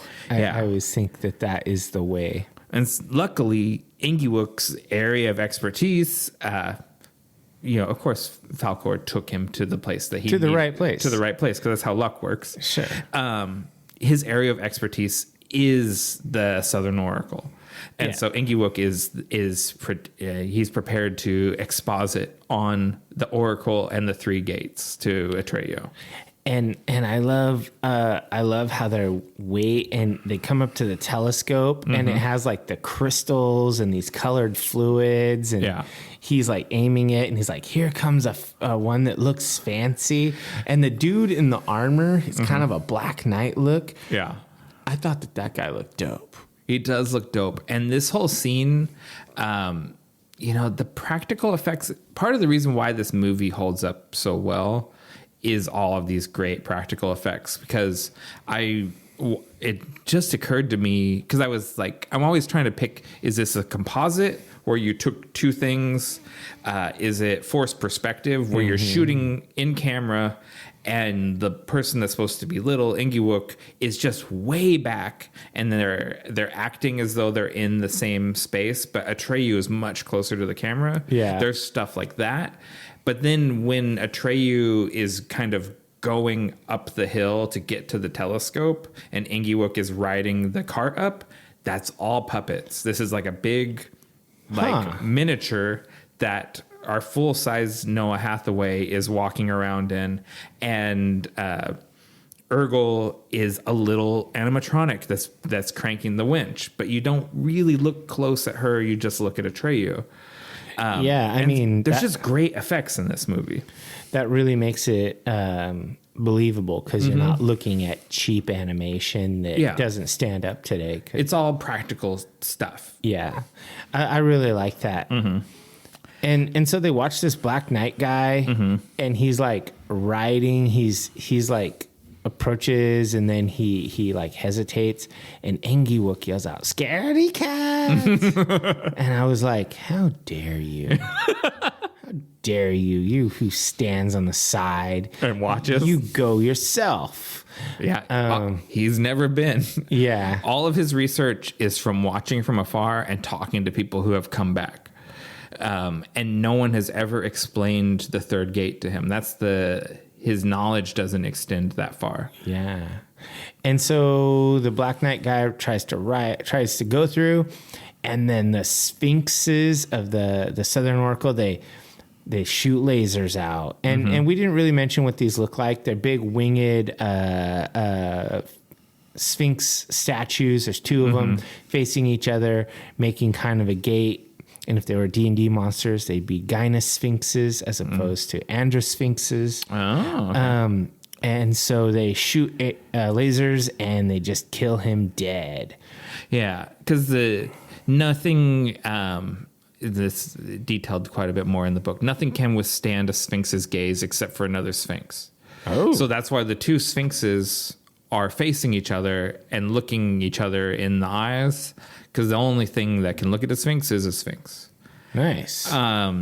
Yeah, so Michael Ende, the author of the book, this is one of his big bones because he doesn't like the boobs on the sphinxes. Oh, he said they had nipples and stuff. He said they look like full bosom strippers, and he was very offended by the sphinxes. I can say as a kid, and there's not many people that are more boob obsessed than I am. I didn't even think about it, honestly. Yeah, they were just statues to me. Yeah, it's not, even though they do have boobs, it's not sexualized at all. No, they're carved of stone. Yeah, I don't know. It's weird. It's weird, the things that adults worry about, because I don't think kids don't see the world the same way adults do. No. There's nothing sexual there, so there's nothing to perceive that way. That's just my take. Yeah, and one of the things that Engelwick tells Atreus is the sphinxes can see straight into your heart. Mm-hmm. So basically, if you don't know your own value, you can't make it through. So you have to be fully confident and self-assured in order to go through. And then Atreus, seeing this dude get shot down, is like, okay, I'm going. Yeah. And he just runs. Yeah, because he's a kid. He's a kid, and that's that thing where if I don't jump off this cliff now, I'm never going to do it. Like, I have to do it now while I have the resolve, especially when you tell me resolve is the key component to making it through. For sure. And I like he's going up, and then we see Engelwick looking at him through the telescope, and he's all worried about it. And it's like, be confident. And then Atreyu hesitates, and then, of course, Engelwick yells out, run, Atreyu. Oh, no, I'm sorry. Bastion yells out, run, Atreyu, run. Yeah. And so Atreyu runs. You know, now you mention that, it makes me forget that Bastion screamed when we met Morla, the Ancient One. Oh. And Morla and Atreyu both heard it. Oh, yeah. We forgot to mention that. We did brush over that because Bastion is much more active in the story than he realizes. Yeah, and in the beginning and through most of it, he's just silent. Yeah, because he's reading. Right. But sometimes he yells out, and it affects the story. Right. And then, of course, he runs and he makes it through, and the lasers go. But before he goes through, I love it when he kind of opens the knight's visor, and it's just a grim, roasted dude. I'm just like, ooh. When I was a kid, I thought that was awesome. Yeah, because the first Sphinx Gate is littered with dead. Like, there's just skeletons and stuff. Like, the Sphinxes, if the Sphinx gazes upon you, that's a wrap. Yeah. Yeah. And so it is very grim, and this all is very scary to a little kid. It all works. Yeah. Next up is the Magic Mirror Gate. Yeah, so he crosses the first gate, and then when he gets to the second gate, it's just a mirror in kind of a wintry hellscape. And the mirror shows your true self, and he's looking, and it reveals Bastion. Yeah, which is a trip for both of the kids. Yeah, because Bastion freaks out. It's like way too meta for him. Right? And that's why I said it's a Meta Textual-Fairy Tale, because it's a story within a story, and it's like Bastion like throws the book. Yeah, he chucks the book. He's like, no. And then he goes over and he lights candles. Very dramatic. And it's no big deal. He's just going to stay the night at the school, I guess, whatever, and read by candlelight. And he gets the book and he starts reading it again. And I would say, as much as as a kid, identified with Bastian, one thing that I've never in my whole life done is thrown a book. I am so, like, when he throws the book, I think about the creased pages, potentially broken binding. What if the Orin came off I think of all of the ways you could damage, like a leather-bound tome like that. I would never, ever do. Things are much too precious to me to ever throw a book. I want to say that I feel the same, but generally speaking, when I was in middle school, I was reading a book and it upset me so much, I threw it across the room and I left it there. And I think I picked it up months later while I was cleaning my bedroom. I hid books. Like when I was upset about it, speaking about the Big Bad Wolf earlier, I had a Little Red Riding Hood book from when I was a little kid. And it was just too disturbing to me. I didn't even like seeing the spine of it on my bookshelf. And so I pulled the bookshelf forward and put it behind it and pressed it against the wall. And I did not pull that shelf out again until I was at least 13. Wow. Like I was just like, no. You don't exist. Yeah. And then I looked at, and it's not even scary at all because it's a little kid's book. But it was like, as a little kid, that wolf scared me so much. I had to hide that book away. But I didn't throw it. I never throw a book. I just wouldn't do it. That's funny. And so it goes back into Fantasia, cuts back from Bastian, and he's approaching this the third gate, the Southern Oracle. Yeah, because Atreyu just walks through the he just mirror walks gate. through it.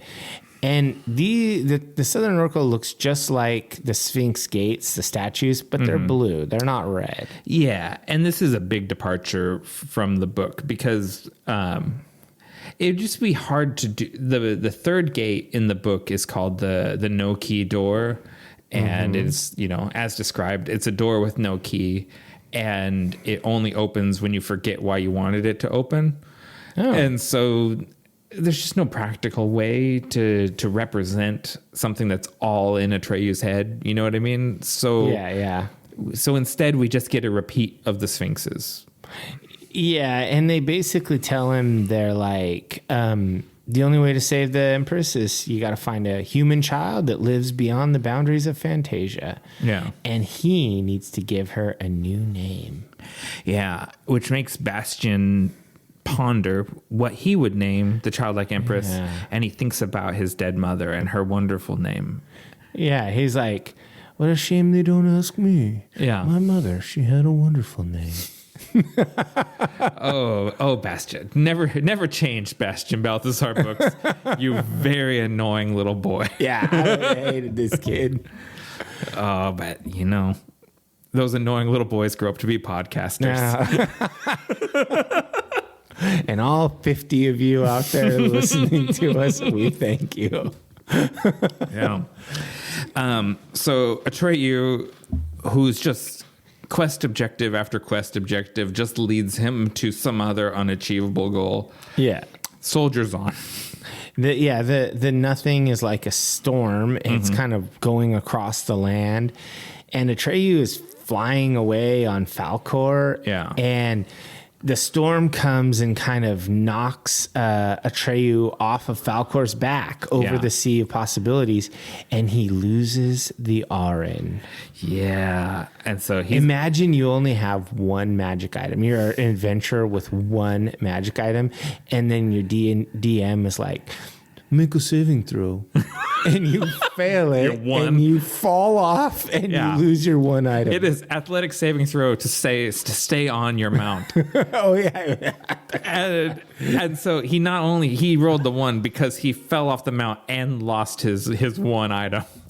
Yeah, that's definitely, he rolled a 1, and the DM is like, well, fuck you. Yeah.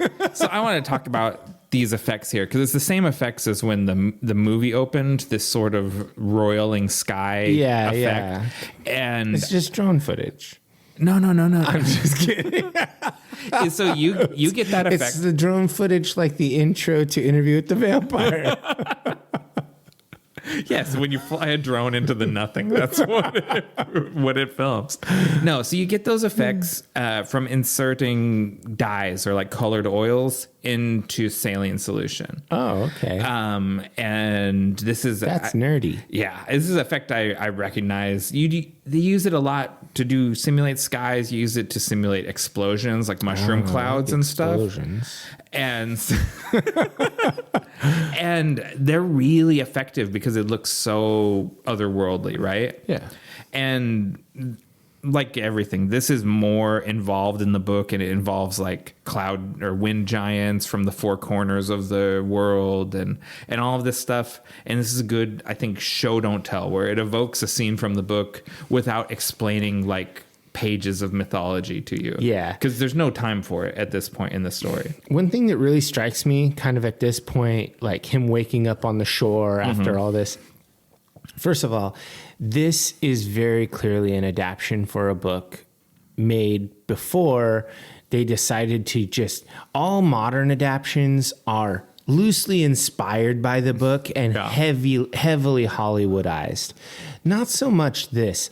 This is this weird non-linear series of events that just sort of happen that works in a book because you get the long form narrative. Yeah. But in a movie, it almost feels like scene salad. Like it's just a bunch of stuff thrown in a bowl and mixed up.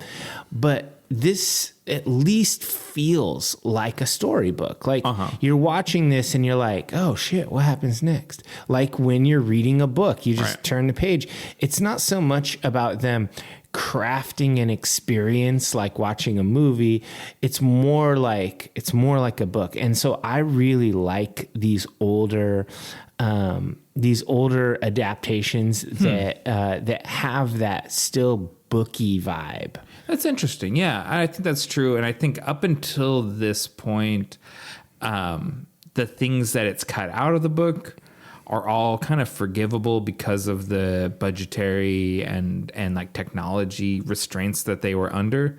Like there's a sort of swarm of spiders that Falkor fights in the book. Oh man. That form a giant spider. It's like a million little spiders that make a big spider. Oh, cool. And it's kind of like Harry Potter-ish. Yeah. Like, and that's a good, I think this book is very much the Harry Potter of its era, right? Especially in I'm Europe. I'm say this with authoritative assurance. This is better than Harry Potter. Oof. The first Harry Potter movie versus the Neverending Story, this crushes it. Wow. Yeah. I'm not going there with you, but Atreyu would literally pimp slap Harry Potter. the boy who lived versus the boy who thrived. Yeah. He's like, I'm the warrior that hunts the purple buffalo. You're a bitch who lives under the stairs. Yeah. He's like, yeah, I'm an orphan too. What's up? Look at me thriving. Exactly. Okay. I guess Harry would be Bastion if we're being real. Yeah. Wow. Okay. Well, let's not go too deep into Harry John's Potter. are our thing. So Bastion, he rolls a 1, falls off Falkor, loses the orange. Side John, hold on. Why haven't we done Harry Potter anything on this show? I don't know. It's tough to touch Harry Potter. That's true with J.K. Rowling. Yeah. Yeah. Okay. Never mind. Side John over. We're not going to do it. Fair. And so Atreyu washes up on a real beach in Spain, which anytime it's like one of the first. No, why are they always making this kid wet? I know. Noah Hathaway, man, suffered for this movie. I hate getting wet. I don't know about you, but I hate getting wet. It's the shower only. Oh, dude, I don't like getting baths. wet in any other way. I don't like pools. Hot tubs. I don't like baths. I don't like hot tubs. I don't like beaches. I only like the shower. I like being dry. I would hate a swamp. So I would never go. I know that's why I've never been to Florida or Louisiana, Alabama. I mean, I've been to Louisiana, but I stayed away Georgia. from the swamp. There's stuff in those states I'm interested in, but Yeah, I'd like to see an alligator. I would love to see an alligator. Like in the wild, not like a gator in the... I got to pet an alligator, a baby one, last year at a little comic convention thing. That seems cool. They're cold-blooded, right? So they're not like, they don't have like ambient warmth coming out of them. Sure. So it is literally like touching like an alligator purse or boots. It's the weirdest thing. It's like a live creature, and you've touched that skin before. Yeah. But this live thing feels just like the dead thing. Like they feel exactly the same. It's very weird. Anyways, Atreyu, he's on a beach in Spain. One of the first times he's been outside since the original montage at the beginning of the movie. Yeah, and there's wolf tracks in the sand. Yeah, and he is in a place called Spook City. It's never named in the... That's a dumb name. Spook City is a pretty cool place in Fantasia, though, because it's where all the vampires and werewolves and like it's the Ravenloft of Fantasia. Nice. And he runs in right away. He runs into the rockbiter, and they look like big, strong, good, strong hands. He lost his little bros. I could cry right now. Alan Oppenheimer. You can't lose the Night Hob. Oh, he's my favorite. I love that those three guys, and this is sort of talked about. The movie ends on this line, and it's used many times during the book. But that's another story and shall be told another time. I want the Night Hob, the Rockbiter, and the Teeny Weeny become fast friends with each other and adventure together. I want a movie about their adventures. It would be something. You know, even an animated movie would be dope. Like, give us like a Titmouse Studios. Just the rock. Yeah. And I want a prequel of how each of them becomes the emissary, like, of how they get picked. Yeah. Like, they're like Night Hob and his shenanigans and how he has a sleepy bat and all this stuff. I want to know about all this. It's the book is tantalizing that way, where it gives you all these. It starts. Is the author still alive? Michael Ende? Yeah, I think he is. Let's write him. Let's send him a letter. Maybe we get to the end and talk about this, because he's disowned this film and is blocking any further adaptions. And I really I feel there's easily two good movies worth of material in that book, with modern special effects that we could have now that could really be something amazing. And we could really get an orcish Atreyu. Oh, where he's green? Yeah. Imagine like a young thrall, like walking forward. Yeah. They never describe him as being beastly. I know, but I like thrall. Well, you always say thrall is my war chief, right? My war chief. So yeah, I mean, I think that would be cool. Anyway, so Atreyu is like he finds a rock biter, and it's sadness, and he lost his little dudes. And I was really sad when I was a kid at the implication. And the rock biter is just sitting there crying, waiting to be taken away by the nothing. Because he's given up too. Yeah. I mean, without friends, you don't. What's life worth living for? And he's just ready to let the nothing take him, and that fucking hurts. For like kids to deal with emotions, and really this whole story is about children processing grief. Like that's the central theme of the whole thing, right? Because Bastian lost his mom, and he's learning how to deal with it. Atreyu lost Artax, which arguably is harsher than Bastian's loss. Okay, it's hard to say that straight. But it's something...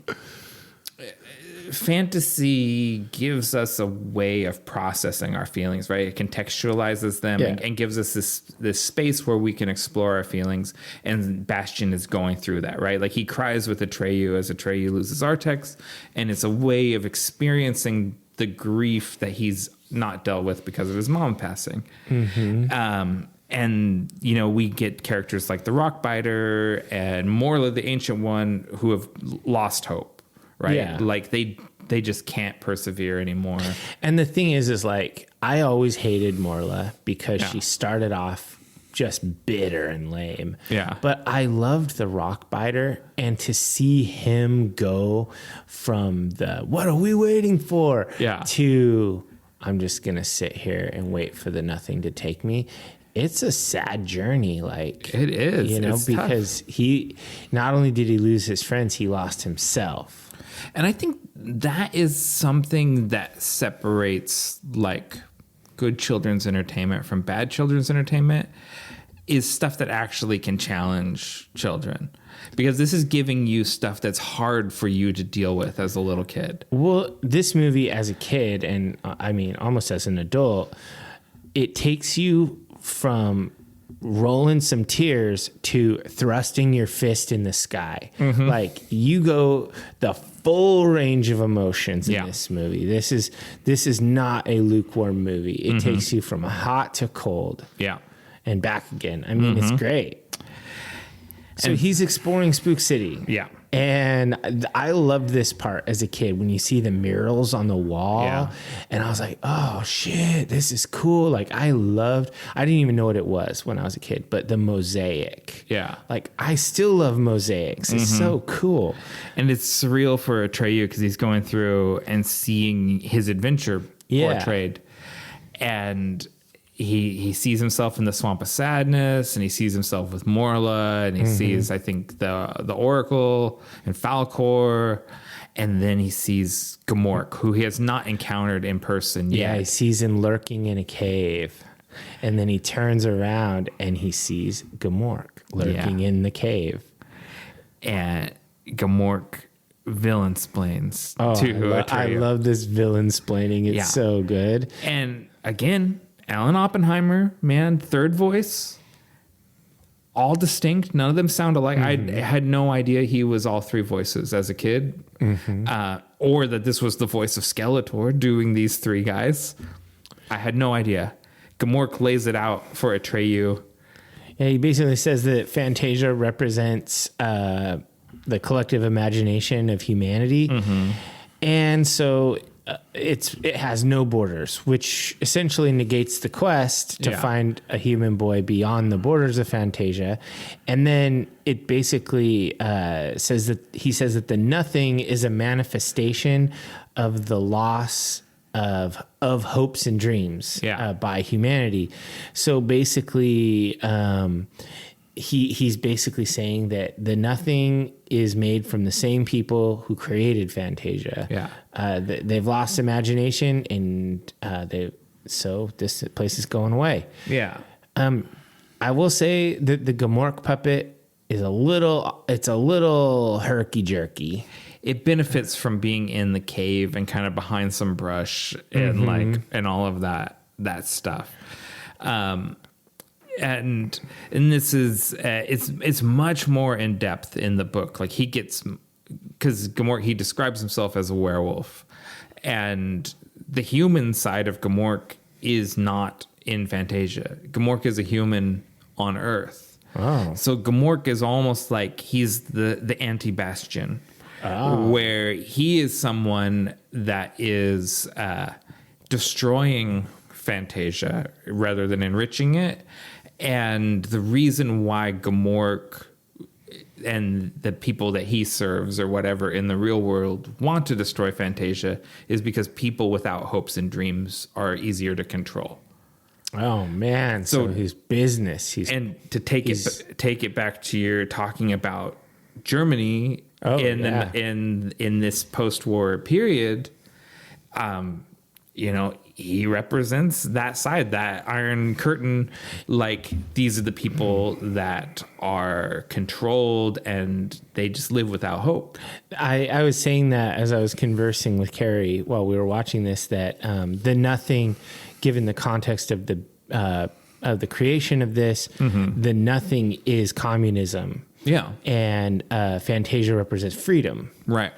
just sort of as concepts. And so, yeah. And when I was thinking about this for my own life, like the nothing is adulthood. It's the job, it's the bills, the chores, the things you don't want to do that kill your motivation to do the other things. And I'm sure we've all felt it as adults when you're like, oh man, I just want to be done with all this crap so I can do X, Y, or Z. And then by the time you're done, you're too exhausted to do it. And then you just veg out. That's the nothing. Totally. That vegging out is the nothing, right? Yeah. Anytime you're spending not doing things that are enriching.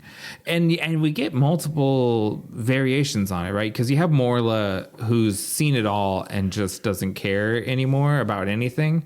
But you also have Ingiwook, like as another end of, he's lived into very old age and has never stopped questing or wondering. Yeah, and he's like super excited about everything. Yeah. And so it's like he's also ancient, but he's more alive than Morla is. So you are kind of seeing multiple shades of how to be an adult in this. Yeah, for sure. And so in the end, Gamork and Atreyu are just like, all right, let's do this. Well, Gamork lays it out that kind of he failed on his quest too, because Atreyu is like, I'm on a quest to get to the beyond the borders of Fantasia, and Gamork's like, yeah, you can't do that, kid. He's like, tough break. I was also on a quest. I was supposed to kill Atreyu, and Atreyu's like, that's when he's like, I'll get my hero's ending here. Like, I am Atreyu. He's like, I'd rather go down fighting than let the nothing take me. This is very different than the book. Oh, because in the book, Gamork is chained when Atreyu encounters him, and Atreyu, ever the optimist, wants to free Gamork because the whole thing of Gamork being chained there and then nothing taking him bums Atreyu out too much. And so Gamork dies before Atreyu can free him, but he bites onto Atreyu's leg, and it's another one of those sort of Norse mythology things because it's very Fenrisy. Oh, yeah, for sure. Like how Fenris took Tyr's hand, Gamork takes Atreyu's leg, basically. Wow, that's cool. Yeah. I mean, I think this is a fairly cool ending for Gamork, how he fights with Atreyu. And I don't know why Atreyu was able to find an exactly dagger-shaped stone shard on the ground. It must be Falkor's luck or something some like that. residual luck he still had on him. And I mean, it makes sense that he had to lose to Orin so he could fight Gamork. Yeah. Here. And he does. He does, and I think the scene works. It's more cinematic probably than how it plays out in the book. And this is why Atreyu is better than Harry Potter, because he would rather die fighting. He's not a sad boy. Harry Potter fights Voldemort. That's true. He is the boy who lives, and he did stand up for him. But this just seems more badass. Atreyu's more of a Neville Longbottom. Is pulling he? the sword of Gryffindor out of that hat and cutting the head off the snake. Oh, I don't know. But Neville's like a lame-o all the way up until the end. Yeah, but he did glow up. He glowed there, though. When he pulls the sword out, and he's like, what's up now? Killing that snake is dark because that was an animagus. I know. I do. God, what's her name? I can't remember her name either. It's not Dratini, that's a Pokemon, but it's like Nikini or something like that. Yeah. It's oh man, I feel bad for Nikini. She shouldn't have had to go down like that. Yeah. Anyway, so so then Falkor goes and retrieves the Aran from underwater. Yeah. He's a furry ass dragon underwater, but clearly he's not. The puppet is not underwater because the fur is just blowing like there's wind. And that is so obviously an aquarium. Like the little ass fish, those are not sea fish. Like they're aquarium. They literally fish. put an aquarium in front of the camera and filmed the puppet. It's one of the worst effects in the movie where I was like, those fish don't look like it just. The scale, none of that works. And it's another thing in the book. I say this all the time. It's more complicated in the book. Falkor, as a luck dragon, they say luck dragons are creatures of air and fire. And water's like their Achilles heel. They can't go in the water because they breathe through their scales, and if they go in the water, they'll drown. Okay. But Falkor basically, rolls the dice because he believes in luck and goes to get the Orin. He's like, I'll give it a go. Yeah, and he survives because he's lucky. It's just like he just has a lot of dice to roll. And so, and then we get to see some scenes of the Nothing taking Spook Town, and it's really cool. This is actually one of my favorite effects, the best effects following the worst effects. And so they're literally blowing away this set, this model. Yeah. They're destroying it, and it looks really cool. And you have Noah Hathaway hanging off a tree and like getting blown, and like crap flying around him. Poor Noah Hathaway. He suffered for this art. I hope he keeps getting residuals to this day. No wonder he retired from acting. Like, this was a lot. Yeah, I mean, a lot of child actors never become adult actors. Like, didn't the dude who played Draco Malfoy, he doesn't really do much anymore. Oh, no, he acts. Does he? Yeah, he acts. He was a series regular on The Flash for a long time. Oh, I don't watch comic book things. Yeah, he was he played this what do you call those people? A forensic pathologist or whatever, like a crime scene investigator. Oh, okay. He's a good actor. Those guys are called Dexters. They're called Dexter. Only the murderous ones.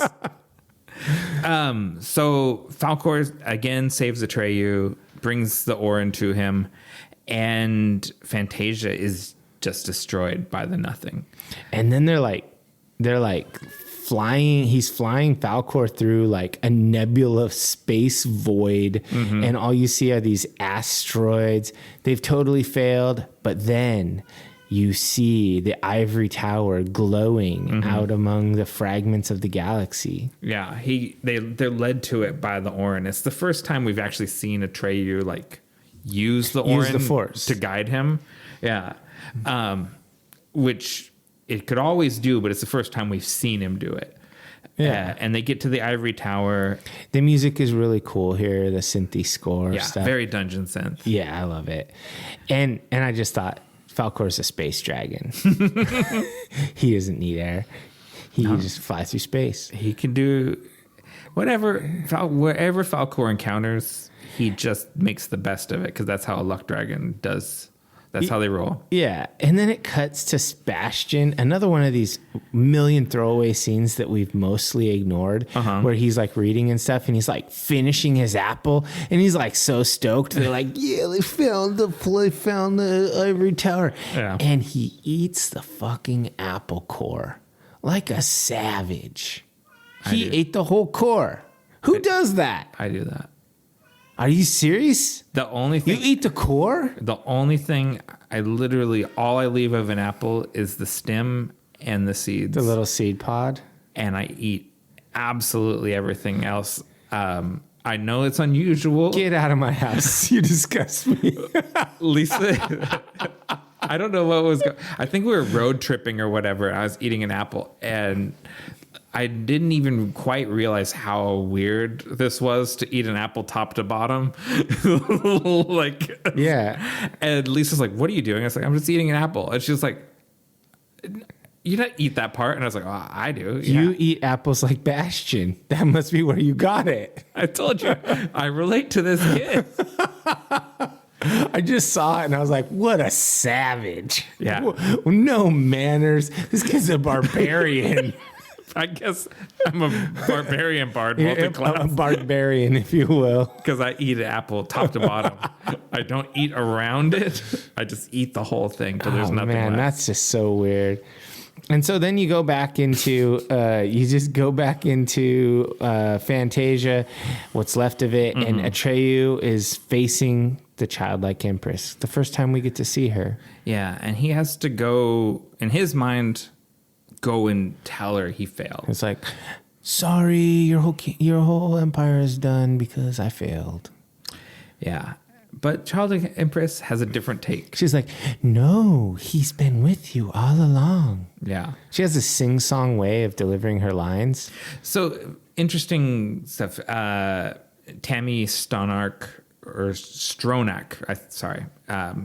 Persian actress, and she's a dancer. She lost her front teeth when they started filming this movie, and so she's wearing a dental appliance. Oh. And so she had to train to speak with the dental appliance in without lisping, because That's hard. It's really tough. Yeah. And she gives a hell of a performance here.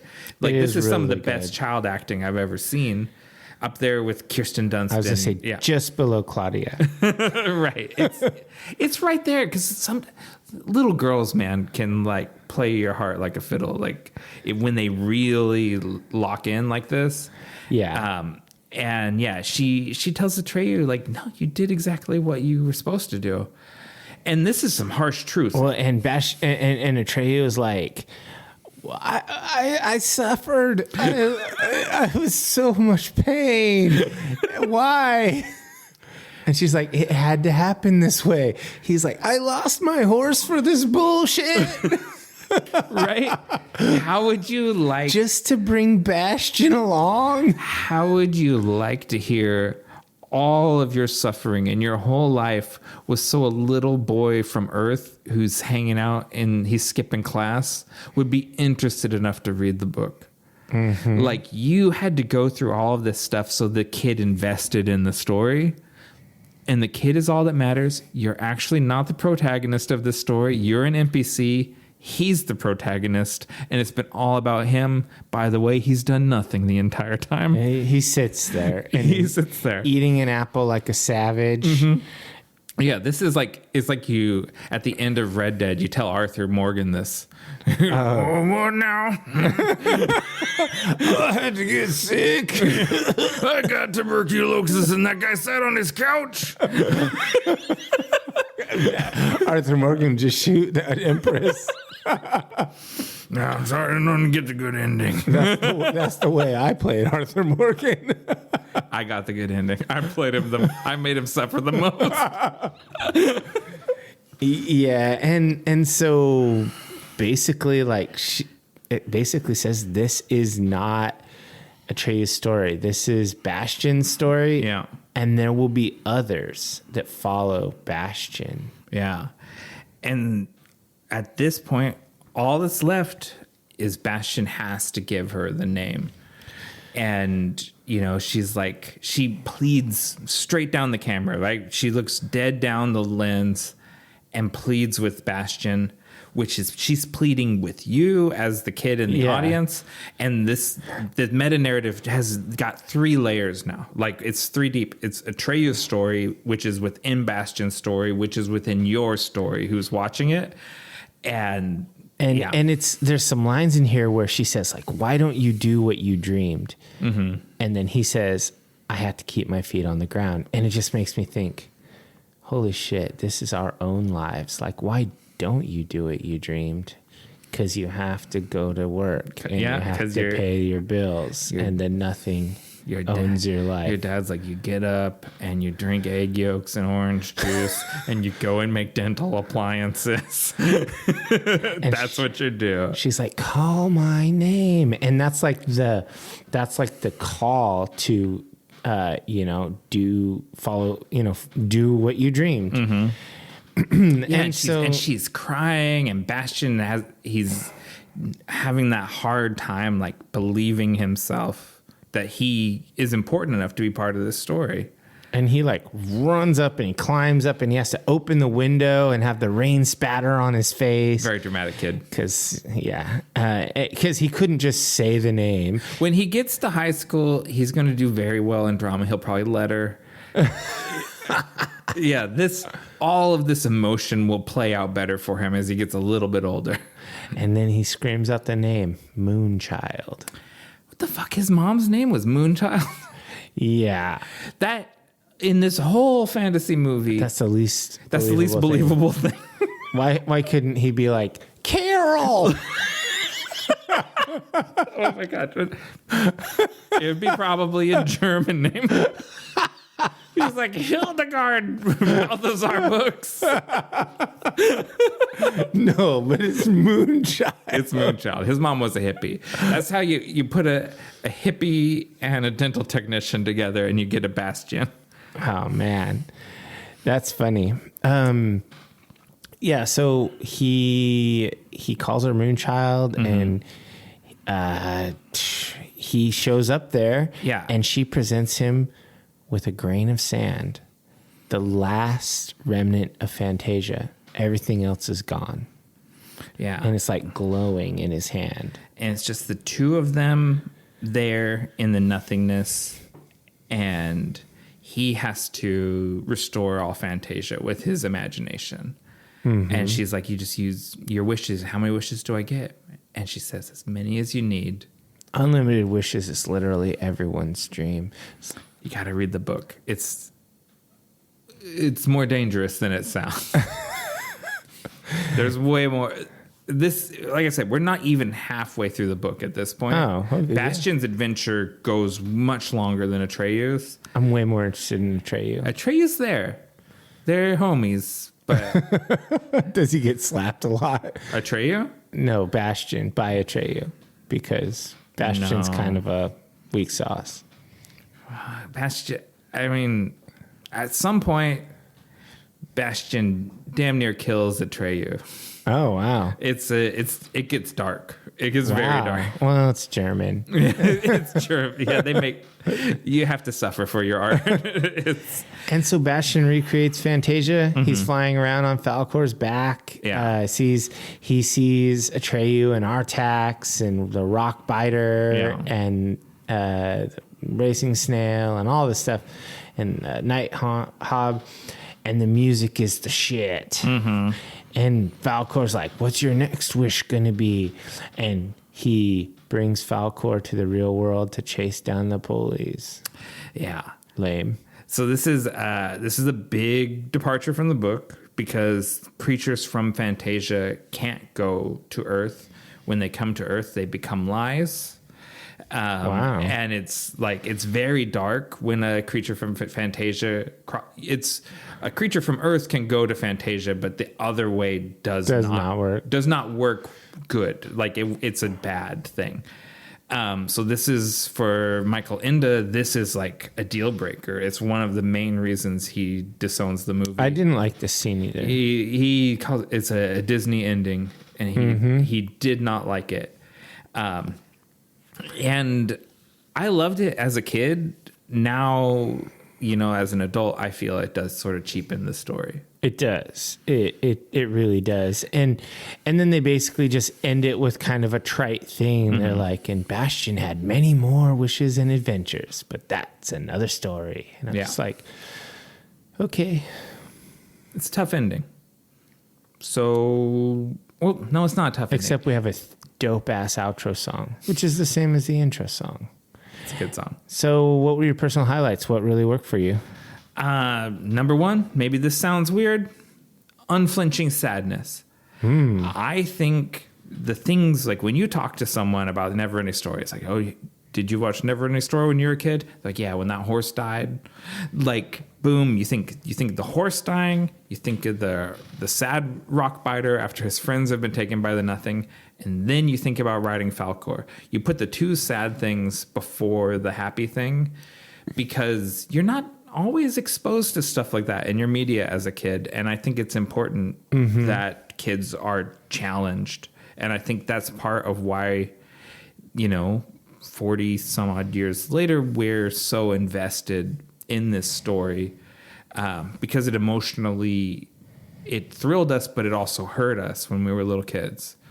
And that's why you connect so deeply with it. It gives you a full range of emotions. Mm-hmm. Number two, there's two really standout performances for me.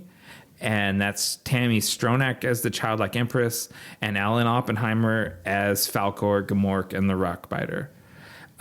They emote the hell out of those characters. And like Oppenheimer especially, like he does a monologue that a rock-chewing puppet delivers, and it really hurts. It hits hard. Yeah, and that's so good.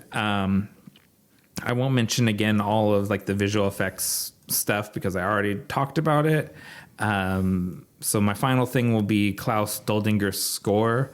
Like I said, this is the foundations of dungeon synth music, and I love this sort of 80s synth fantasy music.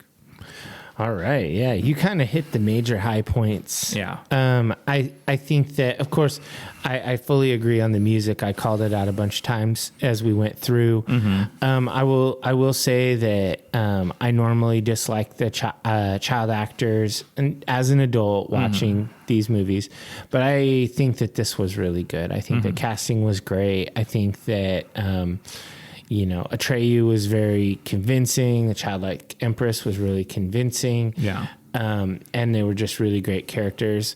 I like the setting. Like, I think Fantasia was really cool. Yeah. Like, I think all of the side characters, Gamork and, the Night Hob and all of these side characters, the two gnomes,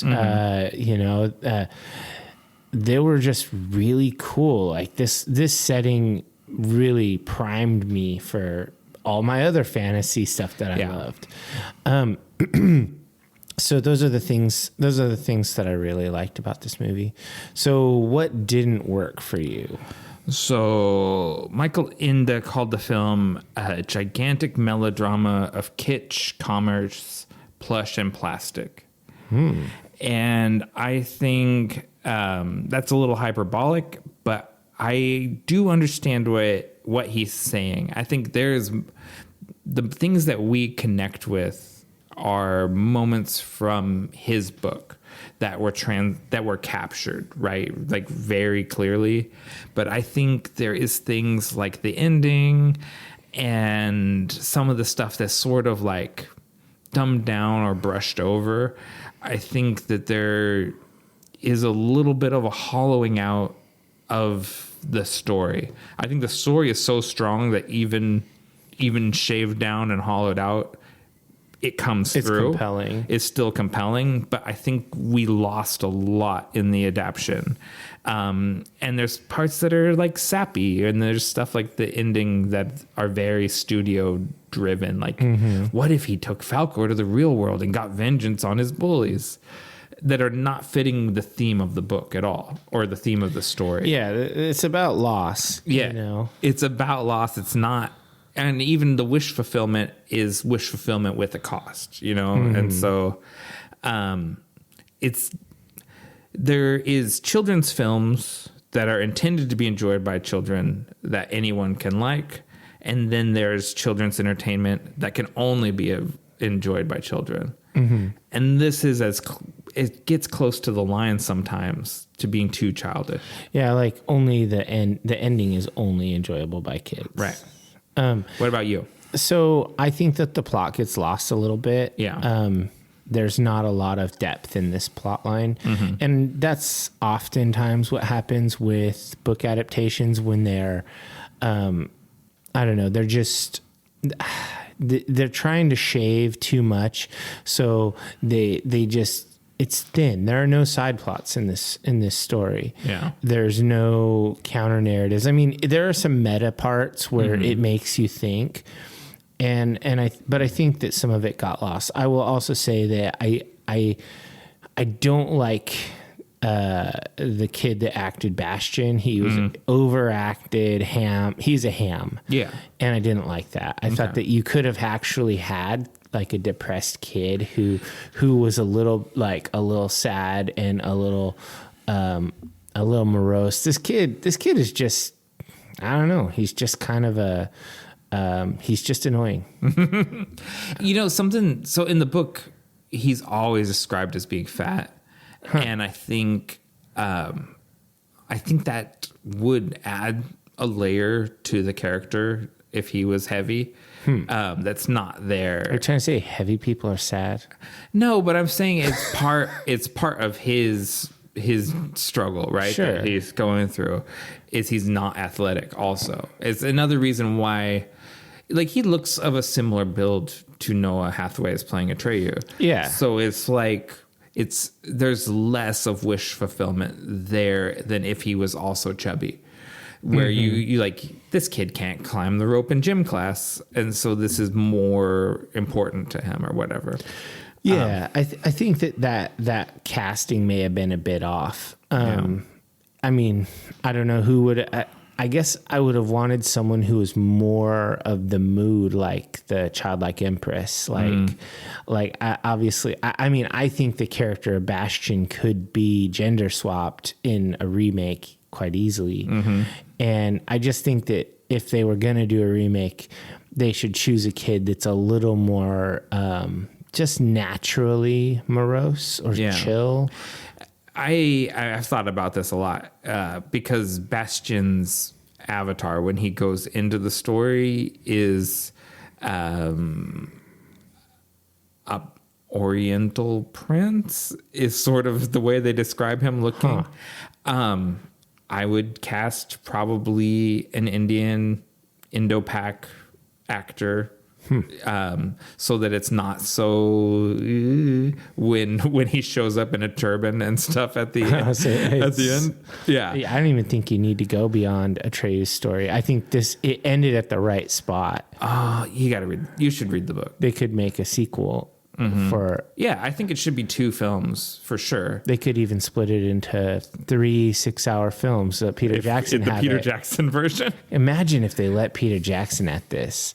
We'd get a full Gamork backstory with what he's like in the real world. What do you think Gamork, what do you think his human life is like? That in his fantasy life, he is a hell wolf that hunts children.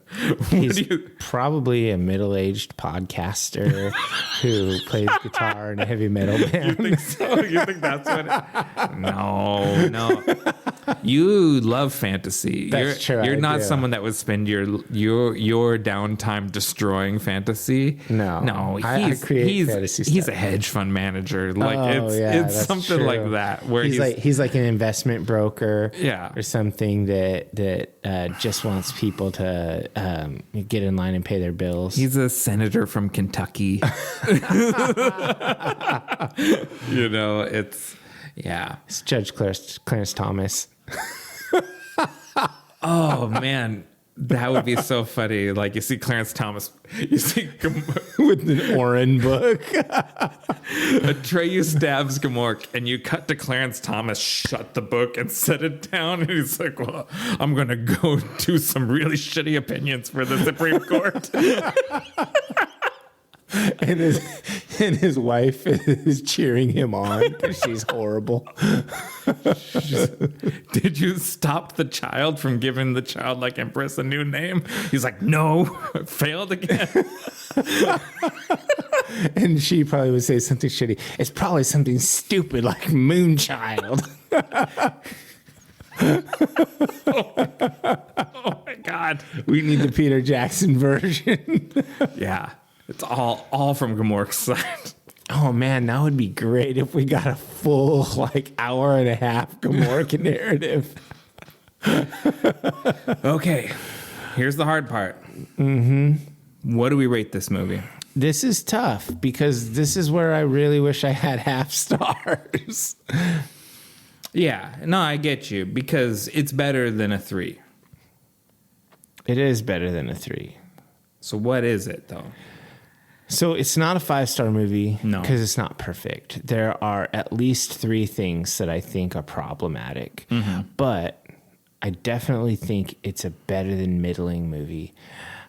So I'm going to give it a 4, but I think it could be a 4+ because this is anybody from our age group, anybody who's over 30, you literally show them the image of an Orin and they'll say, oh my God, when the horse died.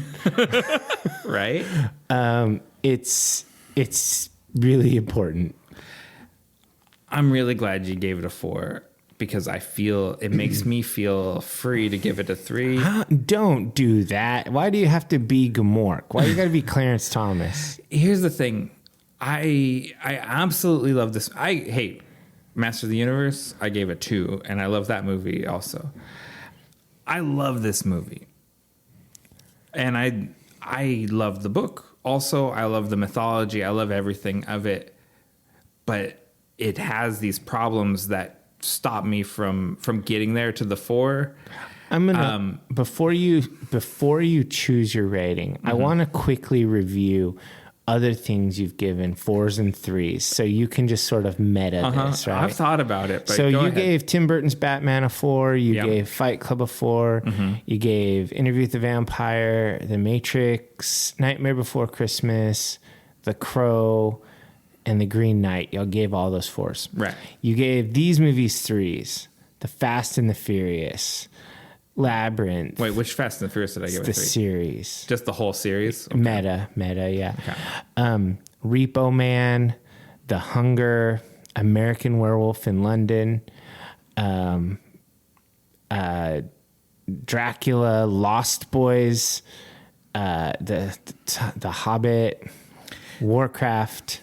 This is there with all that stuff. You're listing a bunch of things that I love but think there's flaws in, and that's where I'm landing with this too. Like, I love this thing and I absolutely recommend it, but I'm sure you've got the Metacritic review there, or the score there. I do have. You have all scores, that stuff, yeah. And I think, like, if you look at the reviews of this movie, they're wide ranging, because I think people really they struggle with trying to balance their affection for the thing and how special it was to them with, like, the problems with it. And I think this is a very special movie, but it's not the same thing as being like a good or great movie. So you're going to give it a 3+? I'm going to give it a 3+, yeah. Man, I often disagree with you. If you had done 3, I might have done 4, because I like our average rating to kind of hit the good spot. So the IMDb is a 7.4, Rotten Tomatoes is 81. So it's pretty much a 4-star movie. Okay. What's that Metacritic? Because I know it's low. Metacritic did not show on the preview thing. I mean, I can look it up specifically. Yeah, because I think it was like 54% or something like that. Let me look it up. But I think that Metacritic is a weird one. It's, I don't know. Well, they're all aggregators, and it's a 30-plus-year-old movie. So, but Metacritic seems to be the least accurate when we're looking at versus the others. Like IMDb and Rotten Tomatoes almost always jive, and they usually jive with us. Right. Metacritic is usually like way lower. Like the meta score for this one is a 46, but the user score is a 7.3. Yeah. So that's really weird that they give it a 46. That doesn't make sense compared to the rest of them. Because there is something different about, like, how much you like something and how good it is are kind of two different things, or they can be. Yeah, I don't know. I like where we're landing. I think it's pretty fair. You're a hard sell for a great movie. Mm-hmm. You also didn't give The Crow 5 stars, so you low dogged the original Dune, so you're sus no matter what. I know, it's really funny. I think I'm the harsher reviewer between the two of us in a lot of ways, but sure. I have the reputation as being he likes everything.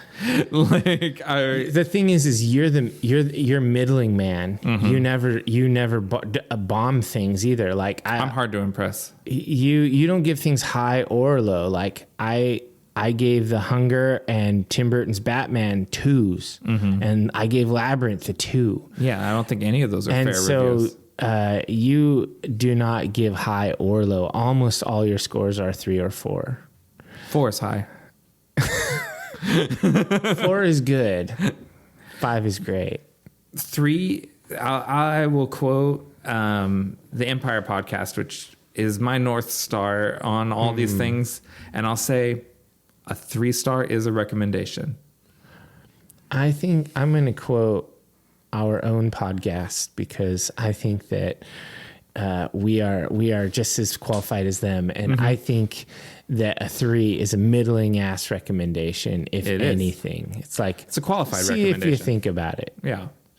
I would not say that the Neverending Story is a qualified recommendation. I would say everybody should watch it. I think a lot of adults would not enjoy this movie. And if you come into it without nostalgia, you probably won't enjoy it. Do you know anybody that wouldn't like this movie? Do I know it? I mean, Lisa didn't love it. What's like wrong if with you her? if you didn't grow up with this movie, like if you're not imprinted on it like a little duckling, it doesn't hit the same way. It hits for us because we saw it as little kids in the time when this was new and fresh. All right, you can keep your 3+. You allow that? I'll allow You it. allow my positive review where I say this is a really magical, important, foundational story. I'll allow your mediocre review where you bomb this thing unduly. Let's go ahead and take a break, and then we'll come back with our closing segment.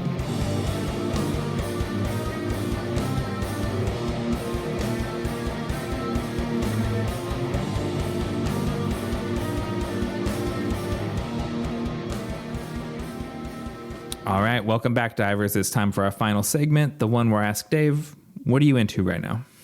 Well, I'm going to keep this easy for you.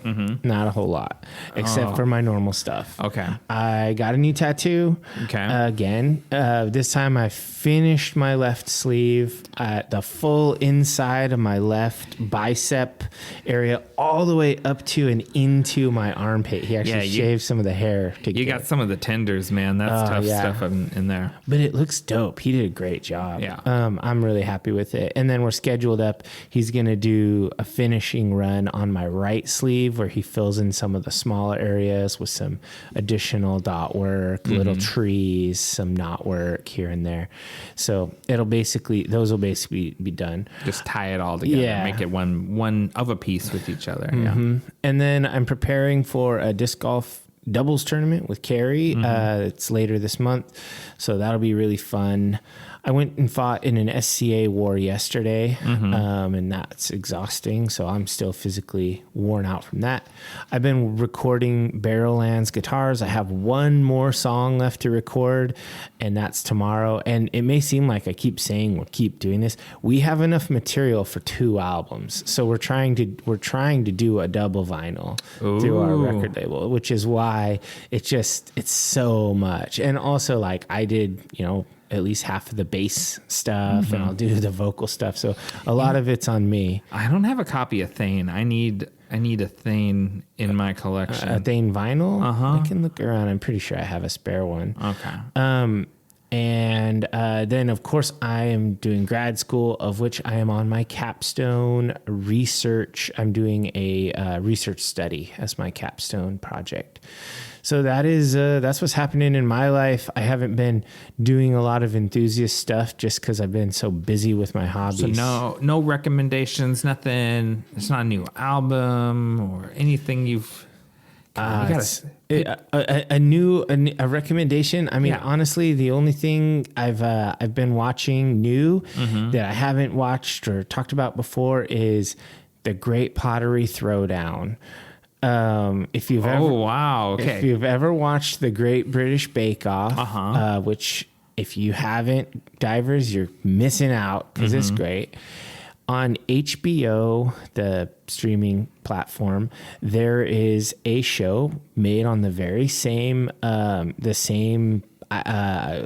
premise, the whole same idea, called The Great Pottery Throwdown. Yeah. There's 4 seasons of it, so there's a lot of material for you. They start with 10 contestants. They come in. They have to make big pottery projects that, it's done in phases because you have to do fire, decoration, and then final.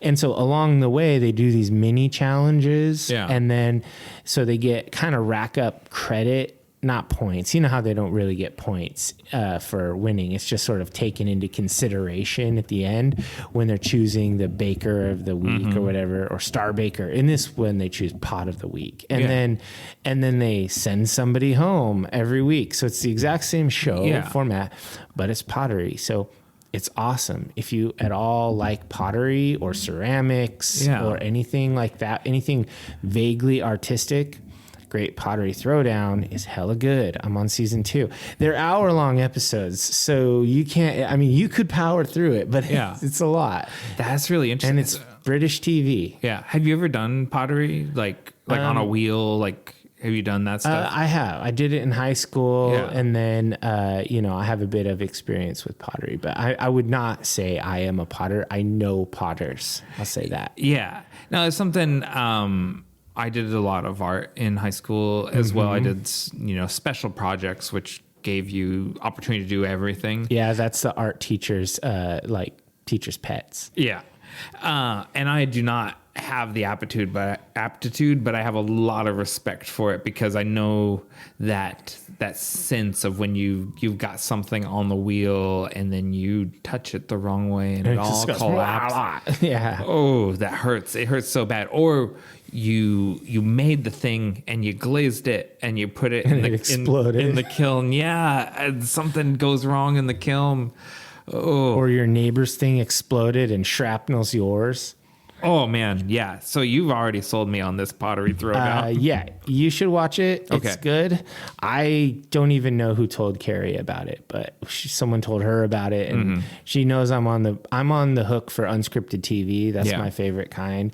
And I'm not saying like air quotes reality shows, because they're generally considered trash TV. But something like Bake Off or Pottery Throwdown, I guess it is reality TV, but these are just nice people doing nice things. They're not it's not like catty, annoying in Love Island or something. You know? So it's like Bake Off, where people encourage each other. Yeah, and they celebrate. help each other. Yeah. Like, oh, I'm done early, I'm going to help you. That is one of my favorite things about Bake Off, honestly, is like when someone gets done early and helps the other. Yeah, bakers. they make friends with each other. They're very nice. You start liking the people. Like, you're like, I don't really like that guy's pottery, but he seems like such a nice dude. Right. Like that kind of thing. So it's wholesome TV. You can definitely. And that's on HBO Max. Yeah. Okay, cool. Check it out. Great Pottery Throwdown. What about you? What are you into right now? So I've got 2 picks for right now, a Dave pick and a Nick pick. Oh, man. My Dave pick is Reacher on Amazon. Dave pick sounds like some other kind of pick. My Dave pick is Reacher on Amazon. The series is created by Nick Santora, based on the Jack Reacher novel series by Lee Child. Okay. Which, just a little background, Lee Child is a British author, and Lee Child is a pen name. And there is this sort of cartoonish Americanness to the series that I think is hilarious, that this is like a British idea of an American, like, special forces, drifter, military, policeman, special investigator, Ubermensch, who just sort of like wanders into town and rights wrongs and kills bad guys brutally. So have you read any of the books? I've never read the books, nor seen the films that starred Tom Cruise as Jack Reacher, which Tom Cruise does not fit the bill of Jack Reacher the way he's described. It's not big enough. Yeah. Alan Ritchson, who is an actor I really like. He's been in a ton of comic booky stuff. Like he played Hawk on Titans, and he was Raphael in the 2 most recent Ninja Turtle movies. And like he was Aquaman on Smallville. Like, he's done a lot of comic book stuff. But he's just made to play Jack Reacher. And it's such it's a dad show in this like it's like an 80s action movie as a 12 episode TV show. So why is this the Dave choice? Because it's the sort of thing that you really enjoy. You really like Jack Reacher and how he handles business. It's the sort of thing that you really like. So I'm seeing that the author puts out 1 a year. Yeah. And they're 26 in. Mm-hmm. Wow. He's prolific. Yeah. He's like a Sanderson. Mm-hmm. And so this first book, or the first season, adapts one of the books. And, this will probably go on for many seasons. I mean, they have 26 books worth of material. You might as well. And Alan Richardson read all the books. Like he has internalized and then personified Jack Reacher. Well, that's who cool. is a guy so tough that even his mother called him Reacher when he's a little boy. So this guy Richardson, he kind of did with Reacher like Henry Cavill did with The Witcher. He is Geralt. Yes, he is. Okay, I would like that because I like it when an actor has mad love for the material. You can feel it when you watch it. Yeah, and it's just I really like Alan Richardson because I'm a nerd, so I've watched all of these things that he was in. I stopped watching Titans when they killed his character.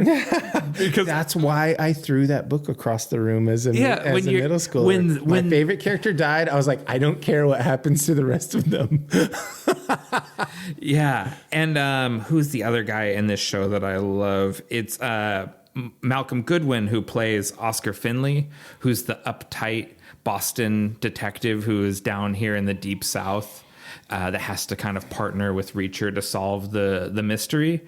And he played practically the same uptight detective on a show called iZombie on the CW. Okay. Which I also loved. And so it's like two guys that I've liked in other things. And it's like these movies that we grew up on, like the vigilante movies, right? Reacher won't hesitate to shoot a bad guy in the back. Or stomp on someone's neck when they're already on the ground.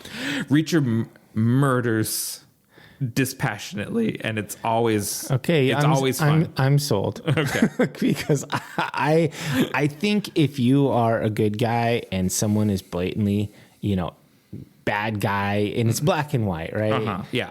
You should not feel bad about shooting them in the back. It's like the Punisher, right? The Punisher, I love this character, especially like the John Bernthal version of it, because it's a fantasy and because he never shoots the wrong guy. Yeah. So if the Punisher beats you to death with a cinder block, it's because you are a horrible person and you deserved it. Yeah. In real life, I don't condone these sort of things, but in a fantasy situation where it's always the right guy and they deserve it, it's fun to watch the right guy get bashed in the head. It's one of those deals where you ask yourself okay, in your ultimate power fantasy, you want to be a horrible person? No, in my ultimate power fantasy, I want to fuck up the horrible people. Yeah, to punish the wicked and reward the righteous. Exactly. Yeah. And in a fantasy, you always know who's who, and you have no implicit bias. Yeah, it's not gray. They're bad. Yeah, they deserve it. That's why. And since let's talk about Punisher for a second.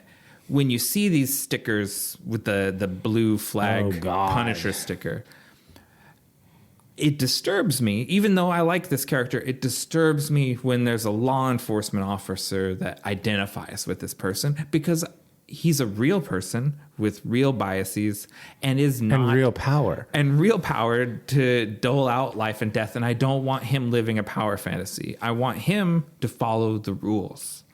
But a fantasy character doesn't have to follow those rules. That's why it's a fantasy. It's just like same thing. Like I don't care when I see some dweeby kid or nerd guy with a Deadpool or Punisher thing on, idolizing an ultraviolence character, whatever. But if you actually are a person who is charged with using force on other people, I'd prefer you idolize Captain America, paladin type characters. Yeah, not brutal executioners. Right. I want you to idealize Captain America. Yes. Just for, selfishly. Because you just can't trust a real person to be judge, jury, and executioner. You can't trust a real Punisher. Yeah. No one who would want to be the Punisher should be the Punisher. Yeah, exactly. Okay, and then my nitpick is more hoof trimming or some shit like that. Did you intensive find a agriculture show about shaving or some shit? No, it is Our Flag Means Death on HBO I Max. watched that. Did you watch Yes. it? Okay. It's created by I watched it on your recommendation. Oh, I hadn't. I just watched it just recently. No, we were chatting about Taika Waititi, and you said okay. it was coming out. Oh, So okay. I checked it out. Okay, so yes, created by David Jenkins, starring Rhys Darby and Taika Waititi. It's a historical pirate rom-com. It's a historical pirate queer rom-com. Yeah, and it's based, they say based. I would rather say inspired by the true story of an 18th century would-be pirate called Stede Bonnet, also known as the Gentleman Pirate. He was the son of a wealthy English Barbadian family, and he walked away from his life of privilege to become a pirate captain. And he ended up somehow partnering up with the historical infamous pirate Blackbeard, and they sailed together and did these things. And this little nugget of reality is what this romantic comedy is based around. Yeah.